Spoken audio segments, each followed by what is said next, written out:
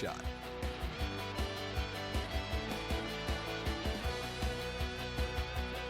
Now you can lease an all-wheel drive Kazashi S for just $229 a month for 48 months. Your attention, please, ladies and gentlemen. You're watching the Yes Network, the home of champions.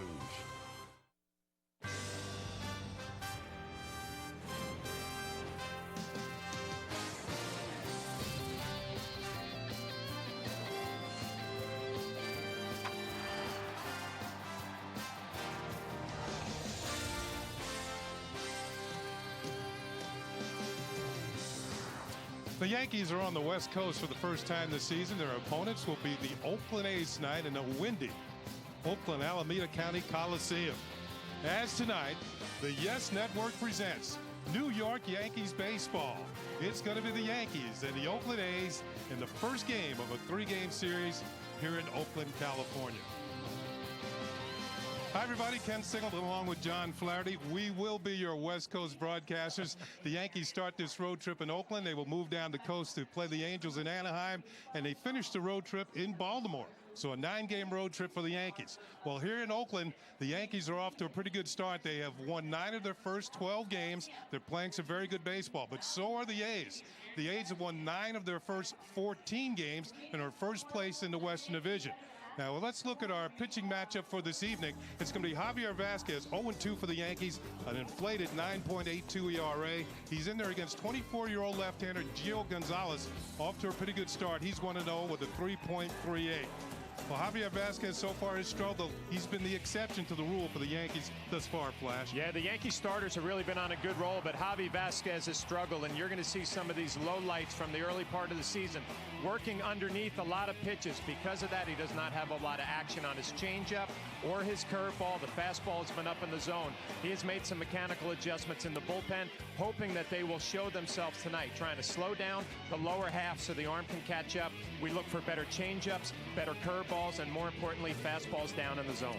Well, the numbers certainly don't speak to what Javier Vasquez has done in the past. He has struggled. He is 0-2. The Yankees as a team have only lost 3 games so far this season. You can see what the rest of the starters have done.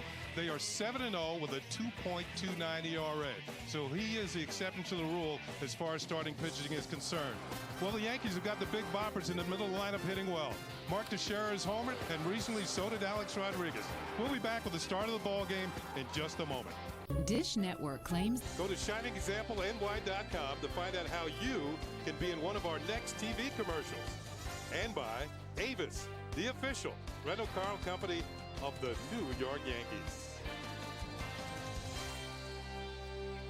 Well, in just a few moments, that baseball sitting atop the mound will be picked up by Gio Gonzalez, the left-hander, who will be starting for the A's tonight in the opening game of this 3-game series between the Yankees and the A's. The Yankees coming to the West Coast for the first time this year, as the Yankees will have the captain Derek Jeter leading off.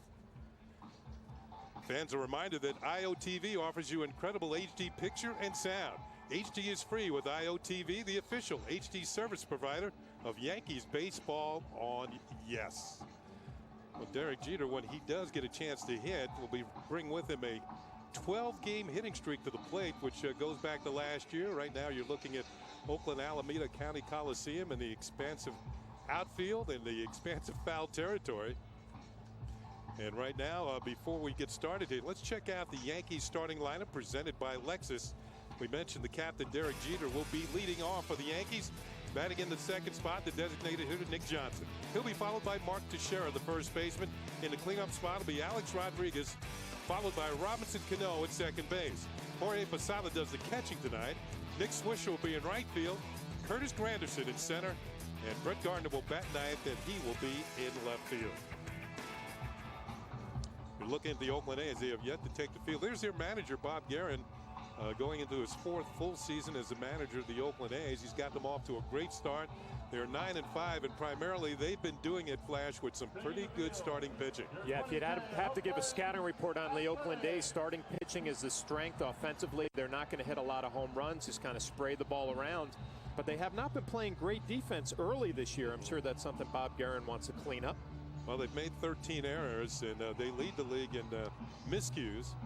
But their starting pitcher, it's Gio Gonzalez tonight has an earned run average, we showed you, 3.38. That is the highest of all the starting pitchers on the A's. They've been really getting some pitching at the very start of ball games. And there you see the ERA, 3.38. He's given up 12 hits and 10 2/3, but the 11 strikeouts. He is a strikeout pitcher. Take a look at our scouting report on Gio Gonzalez. He was part of the Swisher trade. Was the White Sox #1 pick in 04, coming over to the Oakland A's. And he's been changing the pace a little bit more this year. More off-speed pitches, a better changeup, quality curveball. But he does need to learn how to get some lefties out. Last year, lefties hit 340 with 6 home runs off of Gonzalez and 94 at bats. So he needs to get better in that department. Well, he's made one career start against the Yankees, and he is 1-0. He beat the Yankees last July 25th at Yankee Stadium, going 6 2/3 innings with 6 strikeouts. The A's won by a score of 6-4. Let's check out the A's on defense. That's brought to you by Mercedes. In the outfield, from left to right, it is Travis Buck, Rajai Davis in center, and Ryan Sweeney in right. In the infield, from third to first, it's going to be Kevin Kuzminoff. He's a third baseman, first season, coming over from the San Diego Padres in a trade. Cliff Pennington will be at short. Mark Ellis back in the lineup tonight. Derek Barton at first base. Kurt Suzuki does the catching, and of course, Gio Gonzalez is on the mound. And here comes the captain, Derek Jeter, who has hit well in this ballpark. And his career, he's a .366 hitter here in Oakland. And that's what he's done so far this season. 11-game hitting streak to start the season. He missed Sunday's game. He was out with a cold to finalize the homestand, but he's off to a great start with the 3 home runs, all coming, of course, on the last homestand. Well, right now it is time for baseball. And the first pitch is in there for a call strike. First pitch. I'm going to give a scouting report on Gonzalez and what kind of stuff he has. I mean, it's a quality fastball, 90 to 92, a really good curveball, and a much better changeup than we saw last year. Jeter takes, and that is a called strike. And quickly, Gonzalez is ahead on the count. No balls and 2 strikes to the Yankee captain. You talk to people around the A's organization, they say Gonzalez has all the stuff to be a big-time winner, Kenny. They just said he needs to work on his composure on the mound a little bit. Things kind of get away from him. The 0-2 pitch, and Jeter spoils this one. And the count remains no balls and 2 strikes. Of course, we talked about the Coliseum and all the room and foul territory here. There has never been a batting champion playing for the Oakland A's, and they've only had one player. As Jeter swings and misses, strike 3, and is out of there. They've only had one player amass as many as 200 hits in a season. Let's look at the game time weather conditions presented by Bigelow Tea. Kind of a chilly night here tonight in Oakland. Temperature 54 degrees, humidity 71%. It did rain earlier today. The Yankees stay across in San Francisco. Raining quite hard this morning, but the rain is cleared up. The wind at 21 miles per hour, and you can see the fans are dressed accordingly. That looks like midwinter. Nick Johnson will step in. Nick was 3 for 16 on the homestand. Swings at the first pitch. That is an oddity, and flies it out to left field. Travis Buck is there and makes the catch for out number 1. Well, Nick told our Kim Jones he was going to try to be a little bit more aggressive. Obviously, first pitch swinging, a little fly ball to left field. Batting in the 3rd position. Now, do you think, because Nick is so passive up there, takes so many pitches, the pitchers feel they got a free pass on that first one, just lay it in there? Oh, I don't think there's any doubt. You go over a scouting report, get ahead, because he's probably going to take the first pitch fastball for a strike, as Kevin Long has been trying to work on his game plan a little bit more. Here's Mark Teixeira, and he'll take a pitch down low for ball 1. But Kenny, I ask you, is there any better place to hit in all of baseball than behind Derek Jeter, in front of Mark Teixeira and Alex Rodriguez? Well, you're going to have to. I don't think so. Now that you mention it. I mean, if I'm a catcher, I'm saying I got to go get this guy. Go right at him, and because of that, I think Nick's going to find out pretty quickly that he's going to get a lot of fastballs to hit early in counts. Looks like they're going with a fastball away on this 2-0 count, and Teixeira takes outside for ball 3. Teixeira steps in tonight with a hitting streak going. This is the first time this year he's had hits in back-to-back games. Started tonight hitting 114, but maybe that will show he's coming out of it. There's a call strike, and it's 3-1. Well, Joe Girardi said after Saturday's ball game against the Texas Rangers that Mark Teixeira found something. Takes a 3-0 fastball for a strike, and obviously on Sunday hit his first home run of the year. Swings here, drives one down the left field line. This is a fair ball and into the corner. Teixeira's rounding first. He's on his way for second. His buck comes up with it, and it's going to be a 2-out double for Mark Teixeira. Whatever he has found, let's hope he doesn't lose it. Well, extending that mini hitting streak, and most importantly, if you're Mark Teixeira, you got yourself in a good hitter's count, 3-1, a fastball down and in, and drills it to left field. And I think more importantly, keeping it fair. That shows you that Mark's swing is coming around, staying inside the baseball a little bit longer, which will keep that line drive in fair territory. That's his second double of the year, and he's in scoring position for Alex Rodriguez. Rodriguez 6 for 17 on the recent homestand. We mentioned that homestand. Of course, the Yankees went 5-1 against the Angels and the Texas Rangers, sweeping the Rangers over the weekend. Kenny, that Rangers series, it just seemed like the Yankees offensively just grinding out at bats, really beating down the Rangers staff. Outside for a ball. 2 balls and no strikes. Plus the Rangers, defensively, they weren't very sharp. Many miscues in the field. Something that's plagued the A's in the early going this season. 2-0 pitch, and it's a changeup. Swung on and missed. 2 balls and a strike. Yeah, a lot of talk about that changeup early on today. When you ask about Gonzalez, they say it's really a better pitch for him this year. And a 2-0 hitter's count, Alex Rodriguez. Oh, nice arm action. Good finish down and away. Figure with first base open and Robinson Cano on deck, they're not going to give in to Alex. 2-0 pitch hits the outside corner, and it's 2-2. A-Rod has played almost a season's worth of games against the A's in his career, 159 games, and he's hit 40 home runs against open A pitching. You know, Kenny, you talked about the wind tonight, and on the field for batting practice, it was really blowing in. Ball never travels as well at night here in Oakland as it does during the day. Low and away, good stop by Suzuki, one of your better defensive catchers in the American League. Here's what Flash is talking about. The flag's out in right center field. I believe you hit a home run tonight, you're going to earn it. Don't you earn it anytime you hit one? You know, there's some parts, Kenny, I think. Yeah, easier than others. Yes, yes. Here's the payoff pitch, and A-Rod takes low for ball 4. So maybe one of those strategic base on balls you were talking about with a left-handed hitting Cano coming to the plate to face the left-hander Gio Gonzalez. Batting in the 5th position, second baseman. 2 on. Number 24. And 2 out. Cano. Now last year manager Joe Girardi made a move with his lineup that turned out very well. Of course, the Yankees went on to win the world title when he switched Johnny Damon and Derek Jeter. Jeter became the leadoff hitter. Damon dropped down to the second spot. Well, this year maybe the key move that he's made is putting Robinson Cano in the 5th spot in the order, and Cano so far has responded, leading the Yankees in home runs with 4 and in RBIs with 10. First pitch is a breaking ball that hangs inside for ball 1.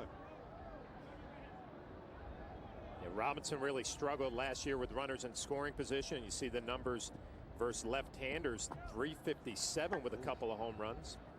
We talked about Gonzalez last year really struggled against lefties.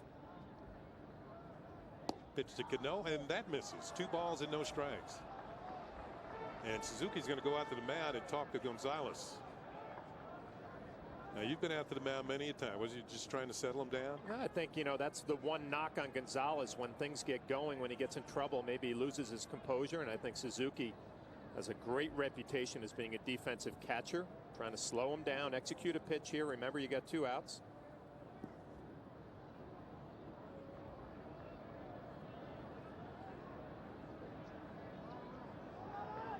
Two-0 pitch is on the way, and Cano takes it in there for a strike. Now, Gonzalez looked like he might have an easy inning working. He got 5 pitches to get 2 outs and has 14 pitches since, and he hasn't gotten it out. It's really what we saw in that Texas series. The Yankees just not giving away at bats. You're going to have to earn the 3rd out of every inning against this lineup. Cano swings and fouls it off to the left, and the count will even up at 2 balls and 2 strikes. Cano had a couple of home runs on the homestand. And although he saw his average drop somewhat, he went 7 for 22. I mean, that's still over 300, but he's hitting 340 as he steps in here in Oakland. 20 pitches thus far for Gonzalez here in the first inning. Pitch to Cano is a curveball that home plate umpire Ed Rapuano says no. The A's thought they had it. It looked like it was high. You see Suzuki setting up away. You know, it ends up in a good spot, but it's not where it ends up. It's where it crosses the plate. Robinson Cano gets the benefit of the call. So the runners will be off on this 3-2 pitch. And Cano fouls it off, and will do it all over again. Gonzalez with a good fastball, but you're watching this at bat here. Every pitch has been away from Robinson Cano. Left on left, it's a luxury when you have a left-handed pitcher who can pitch inside with the fastball and away with the off-speed. It looks like Robinson is going to get pitches away from him the entire, at least this at bat.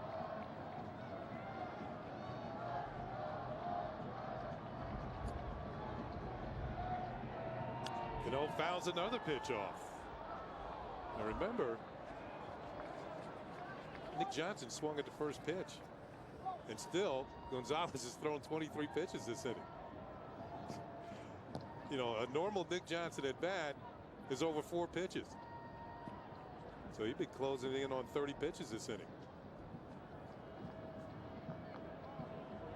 Once again, the 3-2 pitch to Robinson Cano. The runners go, and the pitch is inside, ball 4, and the bases are loaded. So back-to-back walks by Gonzalez to Rodriguez and Cano, and the Yankees have a major threat going here. At the top of the first inning, it's going to bring out pitching coach Curt Young, and this is, I think, just to give the young man a breather. Yeah, give him a little break. You know, you're not missing by a lot. Yeah, obviously, you got Jorge Posada, the switch hitter, is going to be hitting right-handed. We might see a couple of those change-ups that Alex Rodriguez got to look at.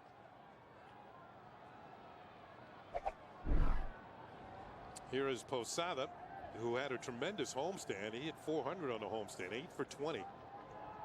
Running in the 6th position. And tonight will be game number 1493 that he has caught for the Yankees. Only 2 catchers have caught more. Yogi Berra and Bill Dickey. Curveball is in there for a call strike.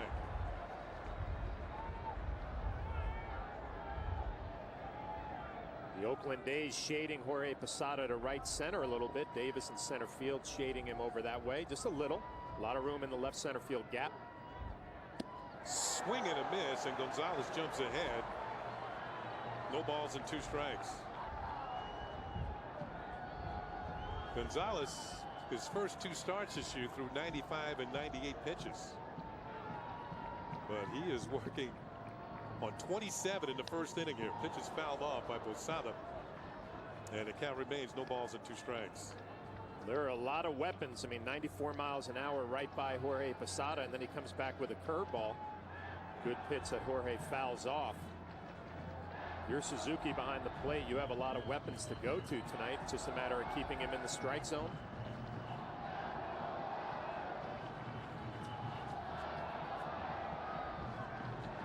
Posada grounds one to the right side, takes a bad hop, hits Barton in the chest. He recovers. No, he doesn't. And Posada will be safe, and the Yankees will take the lead. Well, we talked about how the A's have not been fielding well. This should go as an error, which would be the 14th of the season, and the 4th by the first baseman Barton. Well, he's a catcher that is converted to a first baseman, and he just rushes a little bit here. He had a little bit more time than he thought. And probably the biggest mistake is trying to field the ball with his glove after he keeps it in front. Does a nice job on the bad hop, but when you go to retrieve it, pick it up with your throwing hand, not your glove. He overruns it, and the Yankees are on the board. And that'll bring up Nick Swisher with the bases loaded. And Nick takes one in there for a call strike. Flash, you had mentioned that the Gonzalez and Swisher were traded for each other. Yeah, Nick going through a little tough stretch right now, 0 for 16.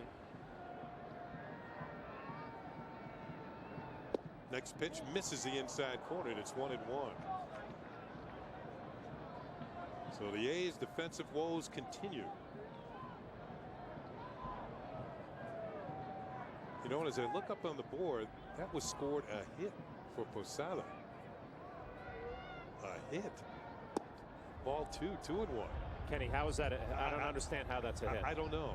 I mean, this is big leagues. You got to make that play. You know, Jorge's going to take it because he gets an RBI out of it. We'll have to go to the whiteout early in this series. Pitch to Swisher. Lined into right center field. This is going to be in there for at least a base hit. Davis cuts it off. Rodriguez scores. Here comes Cano. Posada's on his way to third, and it's now 3-0 Yankees on a 2-run single by Nick Swisher. Once again, the Yankees offensively take advantage of mistakes. A questionable call on Barton, whether it should have been an error or a base hit, but Nick Swisher gets ahead in the count and drives a pitch to right center. He was struggling a little bit, 0 for 16, and kind of swinging at some pitches early in counts, but again, he works it. Nice at bat here, gets ahead. Alex Rodriguez scores easily. Robinson Cano, Jorge Posada makes it all the way to third. Yankees lead 3-0. Here's Curtis Granderson. He takes a pitch way outside for ball 1. Granderson at .311 with a couple of home runs, 7 runs batted in. 5 for his last 18. Tried to check a swing. No, went around too far, according to Ed Rapuano. It's a ball and a strike. You're Javi Vasquez. You have to be loving this. You got 3 runs even before you take the mound. Take another look at the check swing. Javi's been struggling a little bit as a 3-run lead early. Curveball is outside. Ball 2-1. With this type of situation, Vasquez might try and take some extra warm-up tosses. The Yankees having a long top of the first. 35 pitches in the first inning for Gio Gonzalez. Granderson swings. It's a high fly ball to center. Davis retreats just in front of the warning track, makes the catch, and that'll do it for the Yankees here at the top of the first. But they break out. 3 runs on 3 hits. The A's are coming to bat. They trail. On that play. Let's check out the A's starting lineup, brought to you by Lexus. Rajai Davis in center field, be followed by Derek Barton at first. Ryan Sweeney will be in right field. Kevin Kuzman off at third. Kurt Suzuki does the catching. Eric Chavez will be the designated hitter. Mark Ellis back in the lineup. He'll be the second baseman. Travis Buck in left field. And Clint Pennington will bat ninth. He's the shortstop. The Oakland A's are going to go to work against Javier Vasquez. It'll be his 3rd start of the young season. It's kind of been a rough start for Javi so far. 0-2, a 9.82. 9 strikeouts in 11 innings. Take a look at our scouting report on Javi Vasquez. It is time to shine, and Joe Girardi came out and said, you know what, it's time for him to win a ball game and get going. In order to do that, he has to slow it down mechanically, especially with the bottom half. Let your arm catch up. And he needs to change the looks a little bit. The hitters are hitting 188 first time through the order, but 367 after that. So maybe Javi getting a little predictable in how he's attacking some of the opposing hitters. Change it up a little bit tonight. Here's Rajai Davis going to lead it off against Javier Vasquez. And the first pitch misses for ball 1. Davis represents speed, but maybe not so much in on-base percentage. He's been on base 16 times this year. He has scored 12 times. And he has the ability to steal bases. This is one guy you want to keep off first base if you can. You know, definitely a guy who can run well and got an opportunity to play last year and really took advantage of it. Tried to check a swing, fouled it back. 1 ball and 2 strikes. You know, Kenny, a lot has been made of Javier Vasquez and his motion, and what you want to watch is the bottom half, this front leg kind of jumping out there a little bit. When he jumps out like that, his arm falls, and he tends to push a lot of pitches. Fastballs up, change-ups that go left to right instead of down. Swing and a miss, strike 3. So Davis is a strikeout victim as Vasquez gets him to chase a pitch out of the strike zone. Best pitch he threw that entire at bat was a slider here for strike 3. And when you can throw a pitch that ends up down and away, that's a good sign. Early on, Dave Island, Joe Girardi going to be looking for good signs.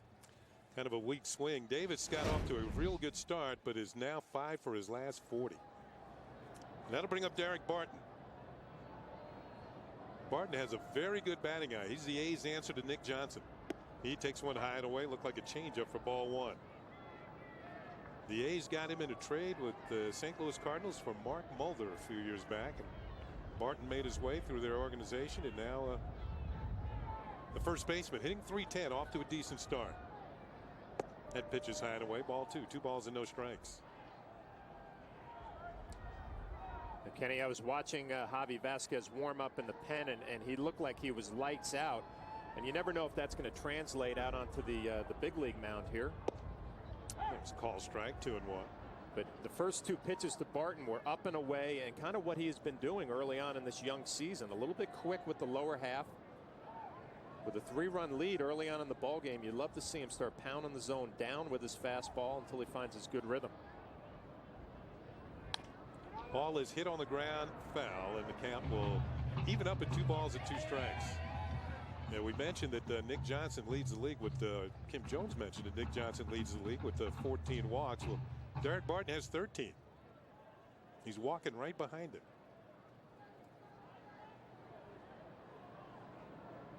Jose Bautista, Barton, and Justin Morneau, all with 13 base on balls. That pitch is outside, and the count is run full.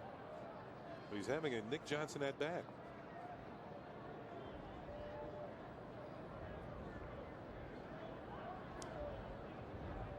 Ryan Sweeney is on deck. Tonight you might see the pitchers actually go to their hands, take the hand to the mouth. It's 54 degrees. There's walk number 14 for Barton. And he'll be on with 1 out. So he is now tied with Nick Johnson for the league lead in base on balls. Well, every pitch that Javi Vasquez missed was in the same spot, up and away to a left-hander, and that's not a good sign. And also, Kenny, a lot has been made, a little lack of velocity from Javi Vasquez early on, and a lot of these pitches 88, 89 miles an hour. You'd like to see that improve a little bit. Is that a result of pushing it, or you can't get on top of it? No, it definitely is, but I think he needs to throw his fastball a little more. Breaking ball to Ryan Sweeney is in there for a strike. And a good pitch there to get ahead, strike 1. But by that, I mean, when Javi gets in trouble, it seems like he goes through a lot of changeups and a lot of curveballs. I'd kind of like to see him really feel a little bit better about your fastball, gain some of that velocity back, maybe going through a little dead arm after spring training. But there's a pitch outside. It's a ball and a strike. And from a hitter standpoint, when a pitcher beats you with a fastball, that is like the ultimate embarrassment. You know, you're not quick enough to get to it. You know, you feel like pitchers who are throwing a lot of breaking balls, they're just trying to trick you. Sweeney's hit in 13 straight games. Every game he's played in this year. Pitch is fouled back, and it's a ball and 2 strikes. Sweeney's a good defender, solid outfielder. Now he too came with Gio Gonzalez from the White Sox in that trade for Nick Swisher back in 2008.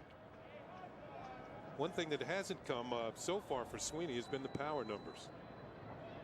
Solid hitter, 6'4", 215 pounds. You figure he's going to have some power, but it hasn't really translated. Breaking balls hit in the air to center field for Curtis Granderson. Started back, now comes on a few steps, makes the catch for out number 2. Let's check out the Yankees on defense. That is also brought to you by Mercedes.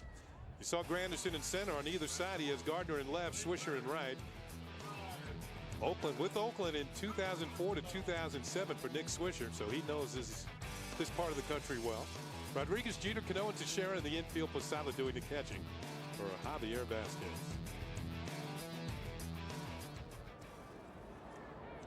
Here is Kevin Kuzminoff.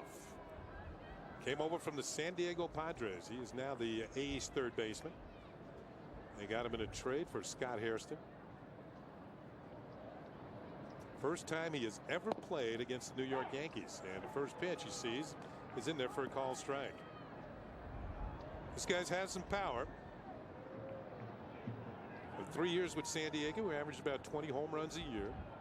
He's really improved as a defender at third base. Right now he's got Barton at first with 2 outs. Breaking ball is outside, and it's a ball and a strike. You know, Kenny, we were talking about Javi Vasquez and his fastball, maybe a little lack of velocity. You would think this Oakland A's lineup would be a lineup you can really attack with your fastball. Only 7 home runs on the year. So this guy has some power, but a lot of the rest of these hitters are not going to scare you in the power department, so go right at him with that fastball. There's a fastball, and Kuzminoff is late, and this is out of play, or I should say to the Yankee bullpen. It takes a lot to get it out of play here in Oakland. It's just too far for the outfielders to go. And that was one reason why Brett Gardner's in left field tonight. Joe Girardi felt with the expansive outfield, the expansive foul territory, he goes with the left-handed hitting Gardner against a left-handed pitcher in Gonzalez to take advantage of the speed. Swing and a miss on a breaking ball. Kuzminoff strikes out, and that'll do it. Javier Vasquez put a couple of strikeouts and a walk, no runs for the A's. At the end of 1, the Yankees lead it 3-0. It's time for the Toyota text poll. Tonight's question is, which of these American League teams has the best chance of maintaining its strong start to the season? You text your vote to 58772. Standard text messaging rates apply. Minnesota, Oakland, or Tampa Bay. Those are your choices.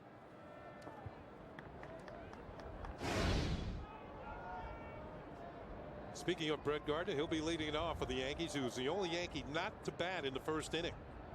And he takes a pitch in there for a called strike. Gardner off to a pretty good start, hitting .333. Look at the on-base percentage, very impressive. Takes a pitch inside for a ball, and it's 1-1. The A's are in at the corners, expecting a bunt. Gardner, of course, possesses one of the fastest runners, not only American League, but in all of baseball. Little bouncer, foul down the third base side. Nice play by Robbie Thompson.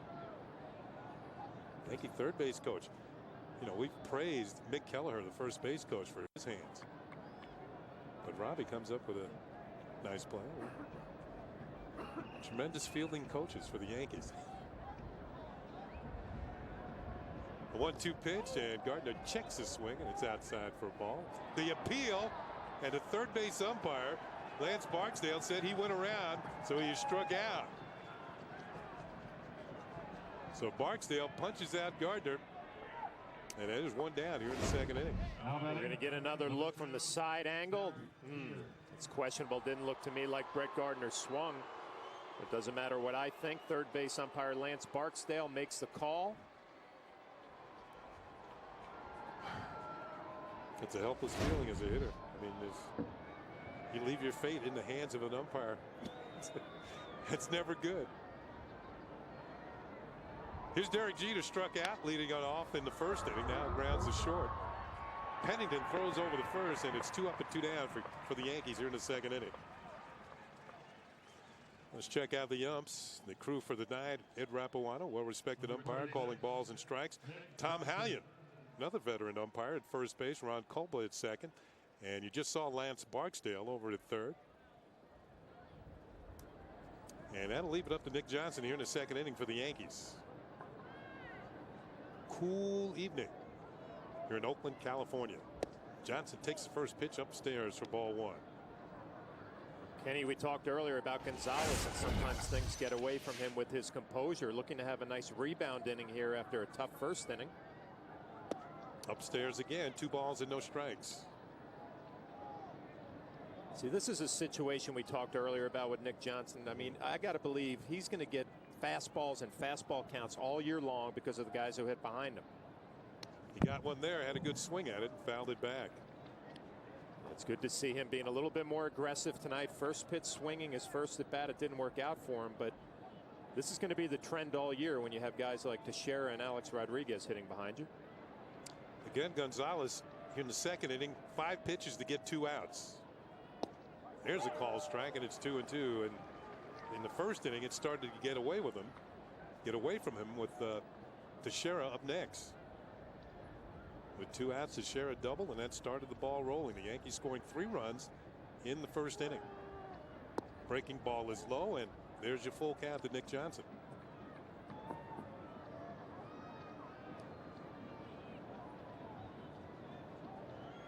Nick has walked 6 times in his last 6 games. 3-2 pitch, check swing, little roller towards third. Kuzminoff is up with it, throws on the run and gets Nick Johnson, and Yankees go in order here in the second inning. 1-2-3 against Gio Gonzalez. At the end of an inning and a half here in Oakland, the Yankees have a 3-0 lead. The 2009 New York Yankees are world champions. Yankees fans become part of the winning team by joining the New York Yankees Fan Club. For just $40, you'll receive an official membership card, a world champ. Javier Vasquez taking his warm-up tosses prior to getting started here in the bottom of the second. The Yankees leading 3-0, and now it's time to go down near the Yankee dugout. Kim Jones is down in the camera well, and Kim, you know, you gave us a warning earlier tonight about Nick Johnson might be willing to swing at the first pitch, and he did it his first time up. He's true to his word, Kenny. He said he's been too passive. He had to change that. He said the on-base thing will take care of itself. I need to be more aggressive. He was. Full count in his second at bat, so now he's about half and half, I'd say, but we did see it early. You're right. Exactly, and I also know this is sort of a homecoming once again for CC Sabathia. It absolutely is, and a special one at that. Last night, Kenny and John, CC threw out the first pitch for the first game under the lights at the North Vallejo Little League's Thurman Field. Why is that so big for CC? That's the field he played on as a kid. He said it was nice back then. It had become not so nice. His foundation refurbished that field over the offseason. His foundation is First Pitch Foundation. Pitch is P-I-T-C-C-H. And listen to what it did for the field, guys. New irrigation system, new infield dirt and sod, new bases, pitching rubber, home plate, new dugouts, and a new concession stand. I'll tell you what, that sounds like a major league, Little League field. CC delighted with the way it turned out. Kurt Suzuki just got a base hit to lead it off for the A's here in the second inning. John, I don't think I've ever played on a field like that one. No, and you know what, Kim, it has to feel good for him to come home, first of all, but to do that for that Little League and his community, has to be a great feeling. You're exactly right, John. CC said it was both fun and awesome. He said there were hundreds and hundreds of people there, all of whom wanted to shake his hand, so he shook all of their hands. And he said what means so much to him is it was more like a family reunion than a baseball game. He says it feels so good to be bringing baseball back to the community. And not only that, a lot of those people I'm sure will be here on Thursday when CC gets a chance to pitch against the A's. You got that right, Kenny. I asked him how many people he's expecting. He said, oh, 200 to 300. I said, how many tickets will be provided by you? He said, oh, 200 to 300. Doesn't that remind you of last year when we were here? It looked like CC was running for office after the game. How many people met him outside of the stadium here?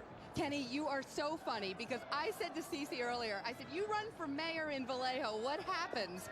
I don't think another candidate would get a vote. CC is so popular, means a lot to his community here, and takes that very seriously. Well, I'm sure he's going to bring the same thing to the New York area, and Yankee fans are loving the start he's gotten off to this year. You're right about that, Kenny. All right, how about Javier Vasquez, Kim? Vasquez tonight, it looks like he's doing okay in the early stages. He'll probably tell us in post-game, Kenny, that he loved those early runs. We'll have to see about his mechanics, but he did say it was a matter of slowing himself down, not letting that arm get ahead. John, as you know, that's when his pitches flatten out. That's when he gets hit. His goal is to have a sharper angle on his pitches. The scoreboard tells me so far, so good. So far, so good. He's got Eric Chavez at the plate here with a man on, nobody out. Yankees up 3-0. And as you said, he probably feels pretty good about 3 runs to work with before he even hits the mound.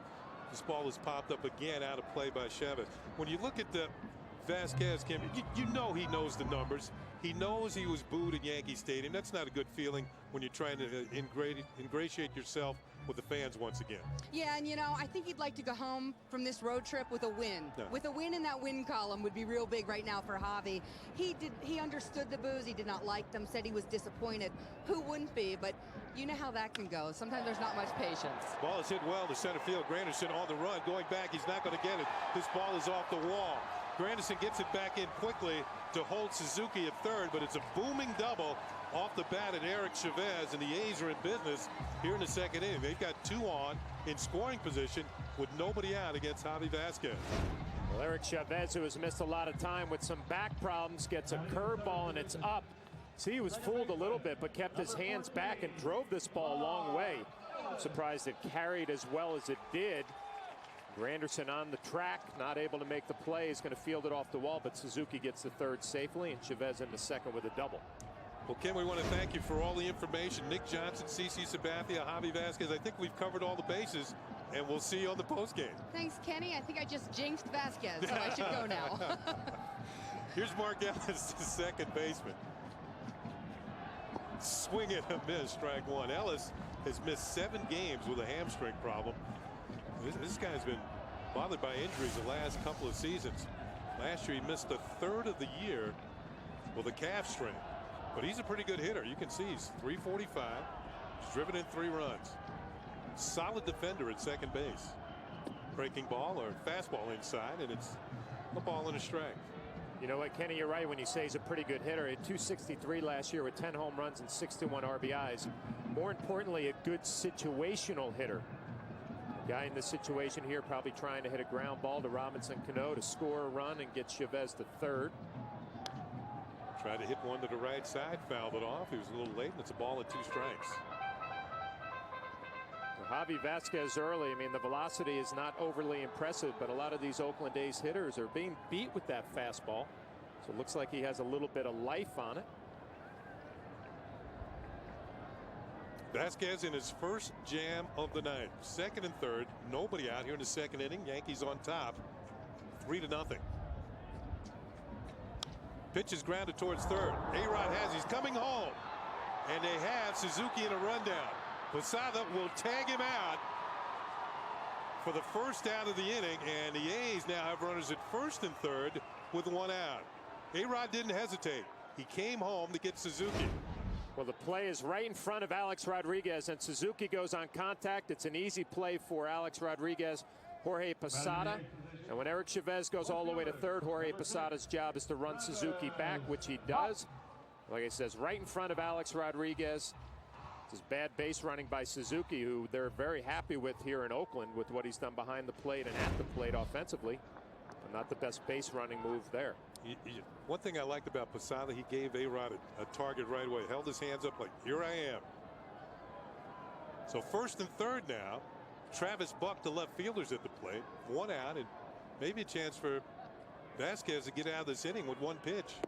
It's upstairs and outside. 1 ball and no strikes. Well, you're 100% right, Kenny. I mean, second and third, nobody out. You're thinking I'm going to trade it out for a run here, and now you start thinking I can get greedy. Maybe a good changeup down and away. You can get Buck to roll over for a possible double play.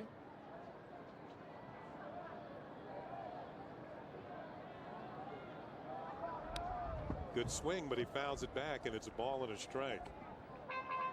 Travis Buck, we mentioned Ellis's injuries. The same thing applies to Travis Buck. Shoulder and oblique injuries last year, but he did spend most of the year at AAA Sacramento. Young outfielder who the A's thought a few years ago would show a lot of promise at the big league level that has not come to fruition as of yet.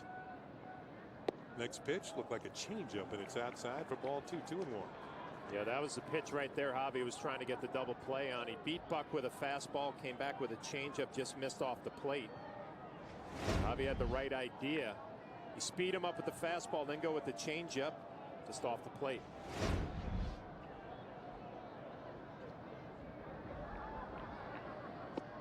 Change up again, and that one's in there for a call strike. We talked about the execution of the play by A-Rod and Jorge Posada. We should point out, we talked about the A's not doing well defensively. The Yankees, on the other hand, have not made an error in their last 10 games. And it's the longest April streak in Major League history. That pitch is outside. Another changeup, and the count has gone full at 3-2. 3 changeups in a row. See, Jorge Posada is going to have a little go through some signs here with first and third defense. I should amend that statement and say American League history. 10 games in a row in April without an error for the New York Yankees.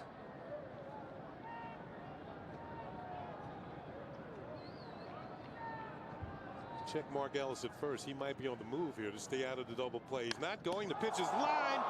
to Vasquez, who throws the first for the double play. Well, not a conventional double play, but the Yankees get out of trouble here. Remember, the A's had runners at second and third and nobody out, but they failed to score. Quick hands for Javi Vasquez. Turns it into a double play. The A's are still not on the scoreboard.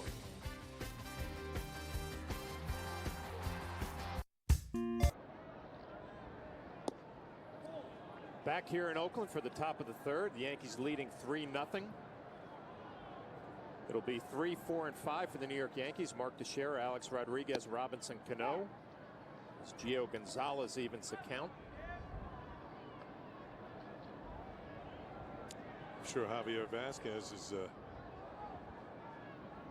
buoyed by the fact that he got out of a major jam in the bottom of the second inning. In fact, he and Dave Island, the Yankee pitching coach, were I'll tell you, talking about breaking ball. Talking about that last pitch to Travis Buck was a breaking ball. It wasn't finished as Mark Teixeira has a good swing and fouls off a fastball. It wasn't the conventional double play that Javi was looking for, but he'll take it. A line drive. Makes the play, throws over to Mark, who had a double his first at bat, scored a run. Part of being a good pitcher is being able to field your position. Changeup fouled off by Mark Teixeira. And Vasquez's follow through, the way he kind of jumps at the hitter, kind of reminds me of Mike Messina, who was always in good fielding position. Interesting that at bat to Buck. He threw 3 changeups in a row and then tried to finish him with the off-speed pitch. As Mark gets a ground ball, shortstop Pennington comes up with it and a strong throwing arm across the diamond. Get the first out here in the third inning. Yeah, I think that play was a product of the fact he knew it was going to be a breaking ball. Teixeira might pull it. Pennington, who's had some problems in the early going here. He's made 4 errors, but this time he comes up aces. And there's the strong throwing arm that Flash was talking about. It was chest high over to the first baseman Barton. Former #1 draft pick Cliff Pennington out of Texas A&M University. Mark was thinking about a possible infield hit there, but Pennington showed him good arm strength. Well, I guess a positive at bat for Mark. You hit that ball hard in the hole. 2 at bats. Keep hitting it hard. They can't catch them all. Alex Rodriguez takes a curveball low. Alex walked in the first inning. Also scored a run. The Yankees put 3 on the board. His first home run Saturday at home. Started seeing some positive things from Alex over the weekend against the Rangers. Actually had a base hit on a fastball up and in. It's always a good sign for Alex when he can take care of that pitch. He works another walk, 4 consecutive balls from Gio Gonzalez.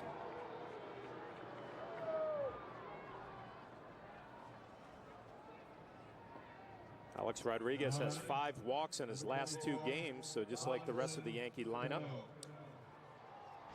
You know, that might be a product of the fact that he hit his first home run the other day. And A-Rod, what do they say, home runs come in bunches? He's not going to get a chance to bunch them together. They're going to walk him. Bring up Robinson Cano, who also walked his first at bat. Gonzalez throws over.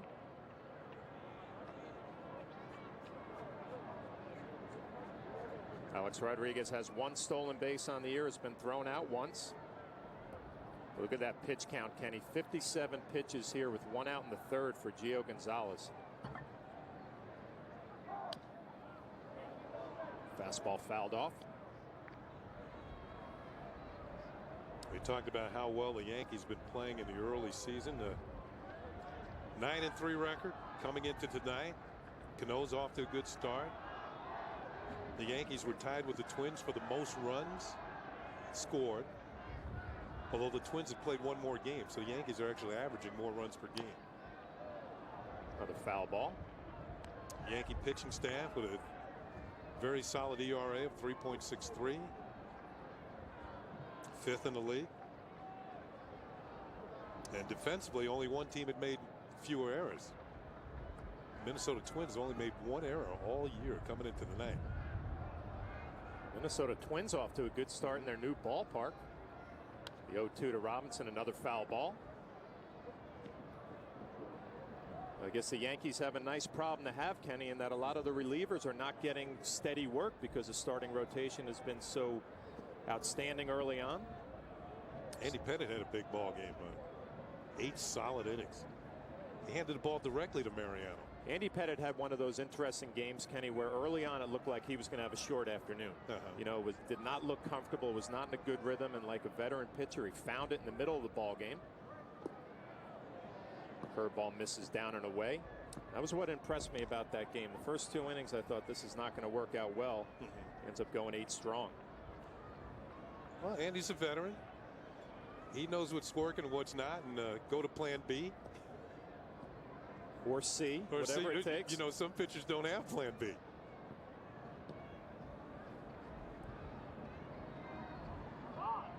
Another throw over.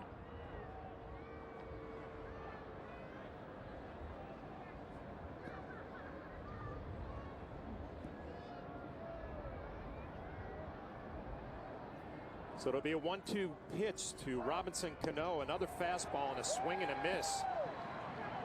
Gonzalez went right after Robinson Cano with a steady dose of fastballs and picks out the second out, the 3rd inning. Yeah, second out and his 3rd strikeout of the ball game. Cano is looking for his first ever hit against Gonzalez. He's now 0 for 4.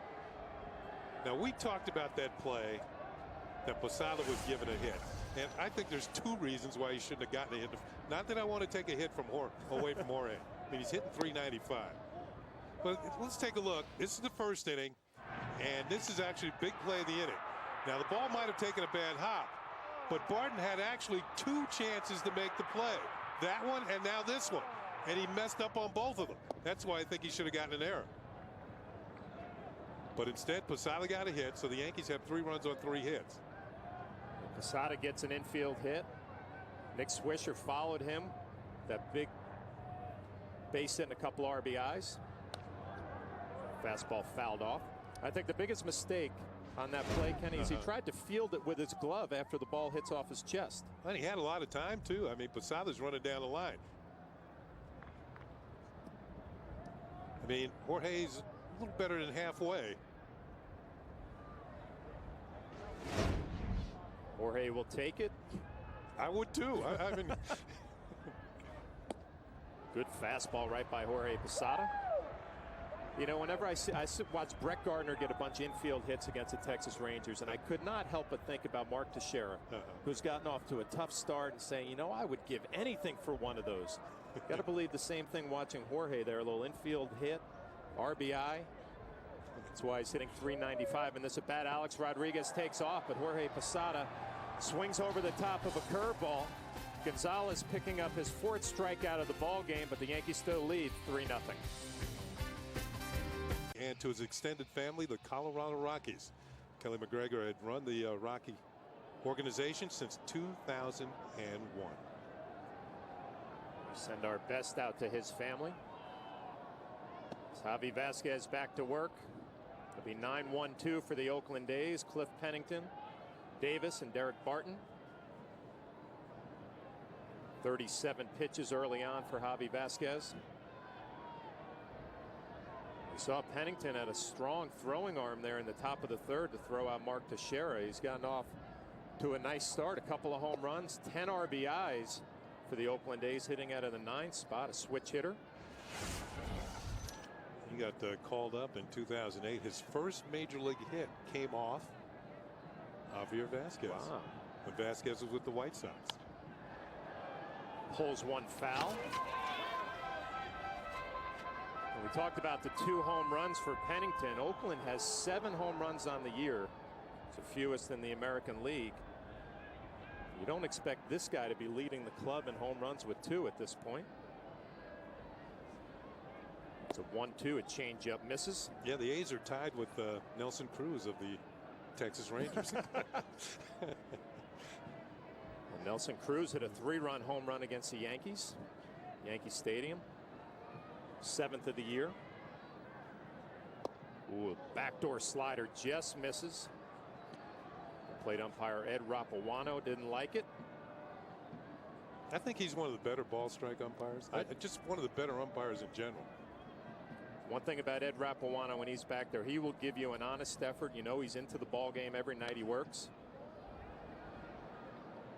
I know I've mentioned this before, but he's like, he reminds me of Steve Palermo, longtime umpire in the American League years ago, back when I was playing.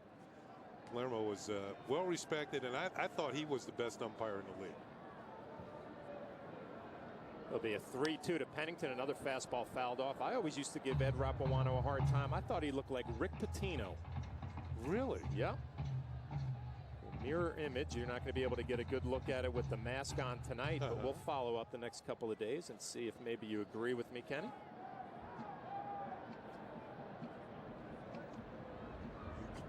Going to do it again. Another 3-2 pitch. And it's another fastball, and it's hit to Mark Teixeira's right. He fields it, comes up to Javi Vasquez. Again, another nice play from Mark Teixeira here for the first out in the bottom of the third. This moment in Yankees history is brought to you by Johnny Walker. In his first major league at bat on April 20th, 1939, Ted Williams strikes out against Red Ruffing in a 2-0 loss to the Yankees.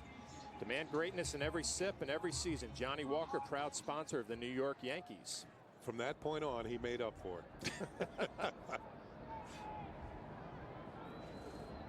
Back to the top of the lineup for the Oakland A's. Rajat Davis swings and misses at a good fastball.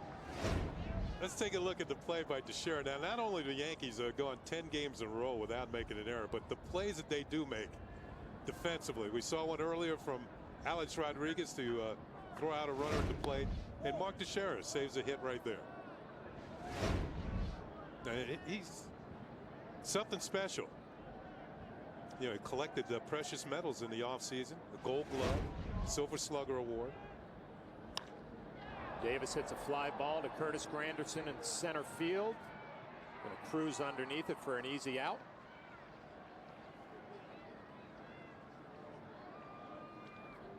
Mark Teixeira had a good weekend against Texas at home on Sunday. Well, Yankee fans are getting used to this. They know what he can do with the bat, but that's a bonus. He had to get a new belt on that one, though. But great plays at first base. The rest of the infielders really appreciate him, and you know the pitchers do. So 2 outs going to be Derek Barton. Takes a fastball in the outer half. And Kenny, we're seeing Javi Vasquez fastball get a little bit better velocity-wise. 91. Started the game throwing about 86, 87, but it looks like he's starting to feel it a little bit. Can that be mechanics? I think it's mechanics and also just getting into that good rhythm of a ball game. I think the 3-0 lead early has helped. Trying to finish off the bottom of the third. 49 pitches. This will be his 50th. Good slider. Strike 2. He does have all the pitches: fastball, curve, slider, change. And one thing I like about him, he can expand the strike zone with his breaking ball. He's pretty good at it. Looks like it's going to be another breaking ball, a backdoor slider that just misses. You see if he can get a hitter to go for it, commit himself. But Barton's not that type of hitter. He's got a very good batting eye. We've seen tonight early on from Javi, not afraid to throw back-to-back off-speed pitches. He goes with the fastball. Barton pulls it foul down the right field line into the seats. You know, as a catcher, Kenny, I would try not to fall into that trap of 3 off-speed pitches in a row. From a hitting perspective, I mean, you got to see the fastball a little bit to get you off of those off-speed pitches. And make them actually off-speed. Right. Barton steps out. Jorge Posada trying to get on the same page with Javi Vasquez. Vasquez trying to have his easiest inning here. He's trying to set the A's down in order here in the third. Be a 2-2, and it's a slider, another foul ball.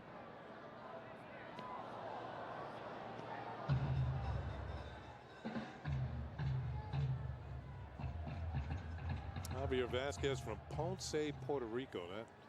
Years ago when I played winter ball in Puerto Rico, Ponce had one of the better teams in the league. Do it again, another 2-2. Fastball, it just misses. Trying to remember who was on their team. They had Jose Cruz, who I think is a native of Ponce, just as Javier Vasquez is. One thing I remember, they had a town square and had a red fire engine in the middle of the square. And I just wonder if it's still there. Vasquez misses with ball 4, fastball down. So Barton picks up his second walk of the evening. And he now takes over the league lead in base on balls. Now batting right fielder, number 21. Bring up the right fielder, Ryan Sweeney, with a fly ball to Curtis Granderson, his first at bat. And I'm thinking back, that was so long ago. Fire engine probably long gone.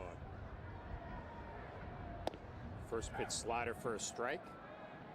Well, I was lucky enough to play winter ball in Puerto Rico in 1992, and I remember Ponce, Jim Thome, playing for Ponce that year, starting out his young big league career. Had a nice winter ball session and then turned it into a Hall of Fame career.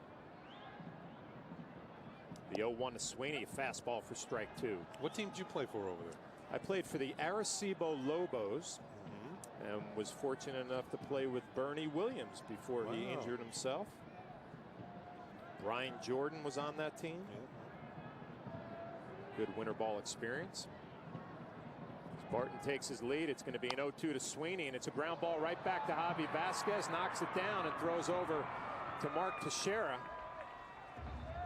I'm sure Dave Island will pay attention to see if Javi's okay in between innings, but he works a clean bottom of the third. The Yankees still lead 3-0.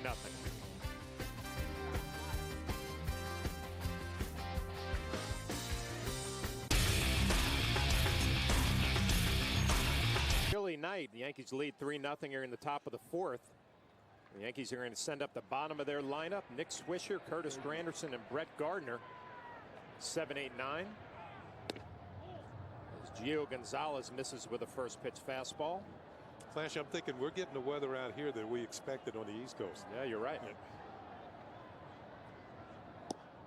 Changeup misses.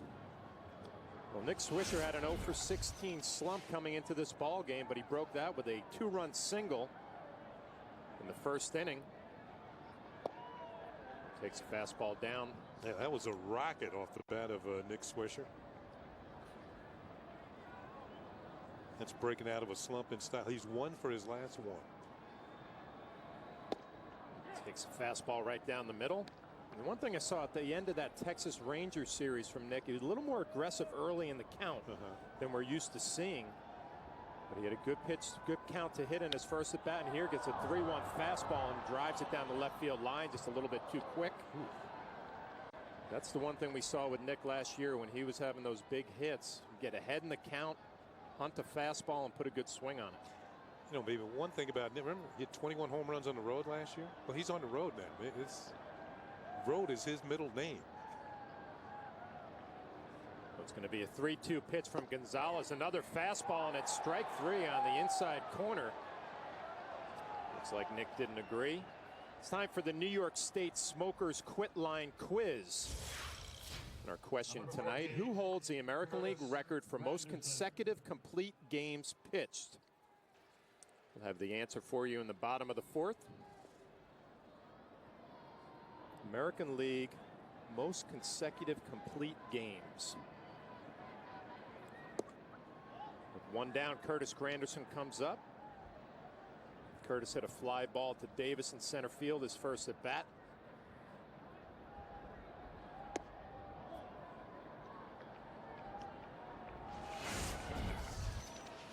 .304, a couple of home runs, 7 RBIs. Off to a nice start his Yankee career, and he fouls off a fastball. Kenny, it looks to me he's feeling a lot more comfortable facing left-handed pitchers during the season than he did in spring training. A lot was made in spring training about how he would do. He's getting some better swings as the season is progressing. 2-1 hit hard, pull foul. See, you don't want to waste that, though. He hit that ball hard down the line, but it's a foul ball. You know, there's always a chance a pitcher will come back with a real tough pitch, and then you might have missed your chance. See what Gonzalez does here. He has a good curveball, quality fastball, and it is a curveball fouled off by Granderson.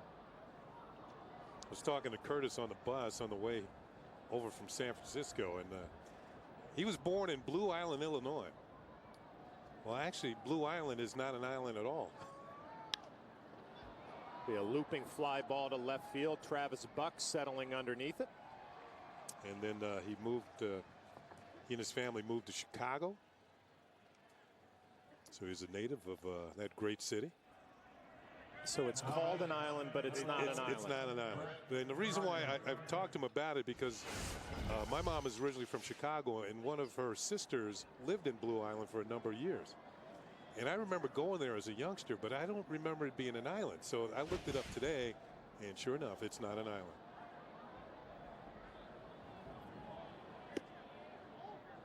Brett Gardner takes a fastball for ball 1. 80 pitches for Gonzalez. It's south of Chicago.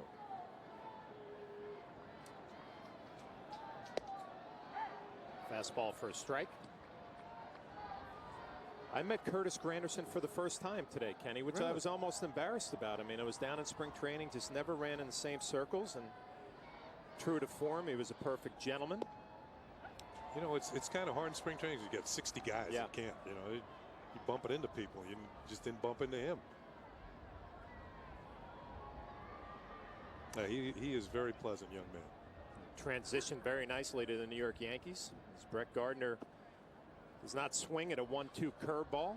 Gonzalez looking to have a 1-2-3 inning here in the 4th. Gonzalez must have checked out the scouting report on Brett Gardner, left on left. A lot of curveballs so far. Brett struck out his first at bat. It'll be a 2-2, and it's a fastball this time, hit the other way. Kuzmanov comes up with a good throw to get Brett Gardner by half a step. Man.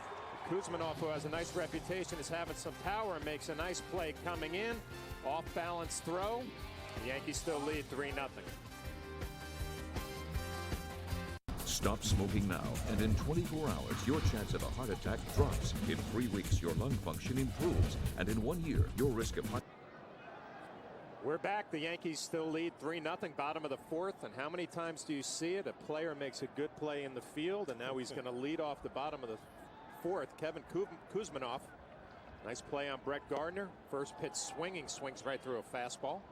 That was more than a nice play. I mean, considering who was running, that was his only chance to pick it up and fire it quickly. Kevin off to a slow start, batting average wise. Fouls off a slider. We'll take a look at the play to end the top of the 4th. Kind of squibbed off the bat, and throwing on the run actually ends up in foul territory. Crossed the diamond, and he gets Brett Gardner by about a half a step. Kuzmanov's watching him hit. He's got a big swing. He's thinking about faraway places when he swings the bat. Well, he hit 18 home runs last year with the Padres. Takes a slider down and away. You know, Kenny, we've talked through the years about your first major league at bat, and you know when you got your first major league hit. I know you got to hit your first time out. Well, I was impressed with Kuzmanov because he did something better. The first pitch he ever saw as a major leaguer, he hit a grand slam. The first pitch. That's some way to start and break in. That trumps Marcus Thames, who hit a home run on the first pitch he saw. But maybe Thames can say he hit his off Randy Johnson. Future Hall of Famer. Yeah. So 2 players who hit home runs on the first pitch they saw in the big leagues.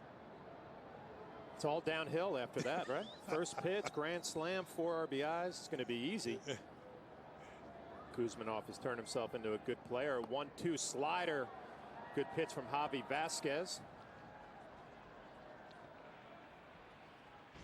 Strikeout number 3. Second time he's gotten Kuzmanov, and boy, this one disappeared. Now you see it, and now you don't. Good sharp break and tilt on that one from Vasquez, and picks up his 3rd strikeout.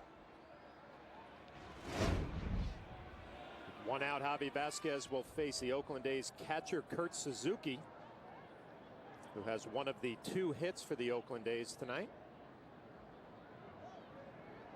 Yeah, watch guys walk back to the dugout after striking out. I think I used to think about, what am I doing?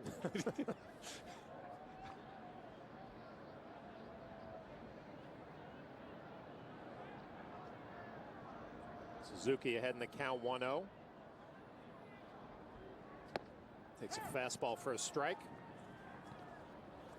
Let's take a look at our Home Depot hitter scouting report on Kurt Suzuki. He is old school. He caught 147 games last year and 148 in 08. Power and production starting to come. 15 and 88 last year. He swings and misses at a changeup. And this guy's a total package. I mean, he's an offensive player with those numbers, 15 and 88, but 995 fielding percentage last year. And Bob Guerin could not have said enough positive things about him before the game today. Behind in the count 1-2 against Javi Vasquez, and it's going to be a fastball pulled foul. You know, if we were to ask the question, which catcher led the American League in runs batted in last year, I'd say a very small percentage of fans would say Kurt Suzuki. And he's the one who led American League catchers in runs batted in with 88. Yeah, the easy answer, Joe Mauer. Jorge Posada. Hits this ball to left field. Brett Gardner going back, and it looked like it got in on the hands of Suzuki a little bit as Brett fields it in front of the warning track for out number 2 here in the bottom of the 4th. Let's take a look at our New York State Smokers Quit Line quiz question again. Who holds the American League record for most consecutive complete games pitched? I know that one. Rick Langford of the 1980 Oakland A's. The A's that year set I think they set a league record for most complete games by a pitching staff. And Billy Martin was managing that team, and he would not take his starters out. Just leave them in there. You start the game, it's your job to finish. Exactly. 22 consecutive complete games for Rick Langford. Up the A's designated hitter Eric Chavez, 1 for 1 with a double. Those days are over, huh, Kenny? No fool. Tell me about it. Fastball fouled off. I remember Mike Norris, who finished second that year in the Cy Young Award voting, beat us here 2-1. 16-inning game. He went the whole game. Wow. Pitch counts were non-existent. I was so ticked off we lost that game. The 0-2, another hard hit ball from Eric Chavez. Be a base hit out to right field. Mick Swisher bobbles it a little bit, but hustles it up to get it in to keep Chavez to a 2-out single. Eric Chavez, who injuries have really robbed him of a lot of his skills, but he can still swing the bat. Now he's the DH. Second hit of the night, a double, and now a single. But you have to remember, a few years back, this guy was winning 6 consecutive Gold Gloves at third base for the A's. But now he's had like 5 surgeries in a little over a year. As Nick Swisher gets this ball back in to hold him to a single, and now he's reduced to being a designated hitter. This is the last year of his contract. It'll be interesting to see what happens for Chavez next year. 13 major league seasons. Kenny talked about the 6 Gold Gloves, 199 home runs, 660 RBIs. Through 2007 to 2009. Been robbed because of the back problems. Also had some shoulder surgery, so now they've moved him over to, it was supposed to be a little first base platoon possibly, but DHing lately. We talked about it earlier. The Oakland A's do not have a lot of power on this ball club. They're hoping that Eric Chavez can add to some columns there. There's a good slider from Javi Vasquez ahead in the count again, 1-2. Seems like Javi's finding a nice rhythm in the middle of this ball game. Mark Ellis been battling some hamstring problems early on. Got off to a nice start, 333. Another slider misses. Yeah, I had said Suzuki had led all American League catchers. He actually did. Mauer did. But 88, you wouldn't think he was up there among the catchers. Mauer, of course, was the MVP with 96 runs batted in. Suzuki, good total of 88 RBI. Be a 2-2, another slider. And I'll be honest, Kenny, I was doing some research on the series. I was shocked when I saw 15 and 88.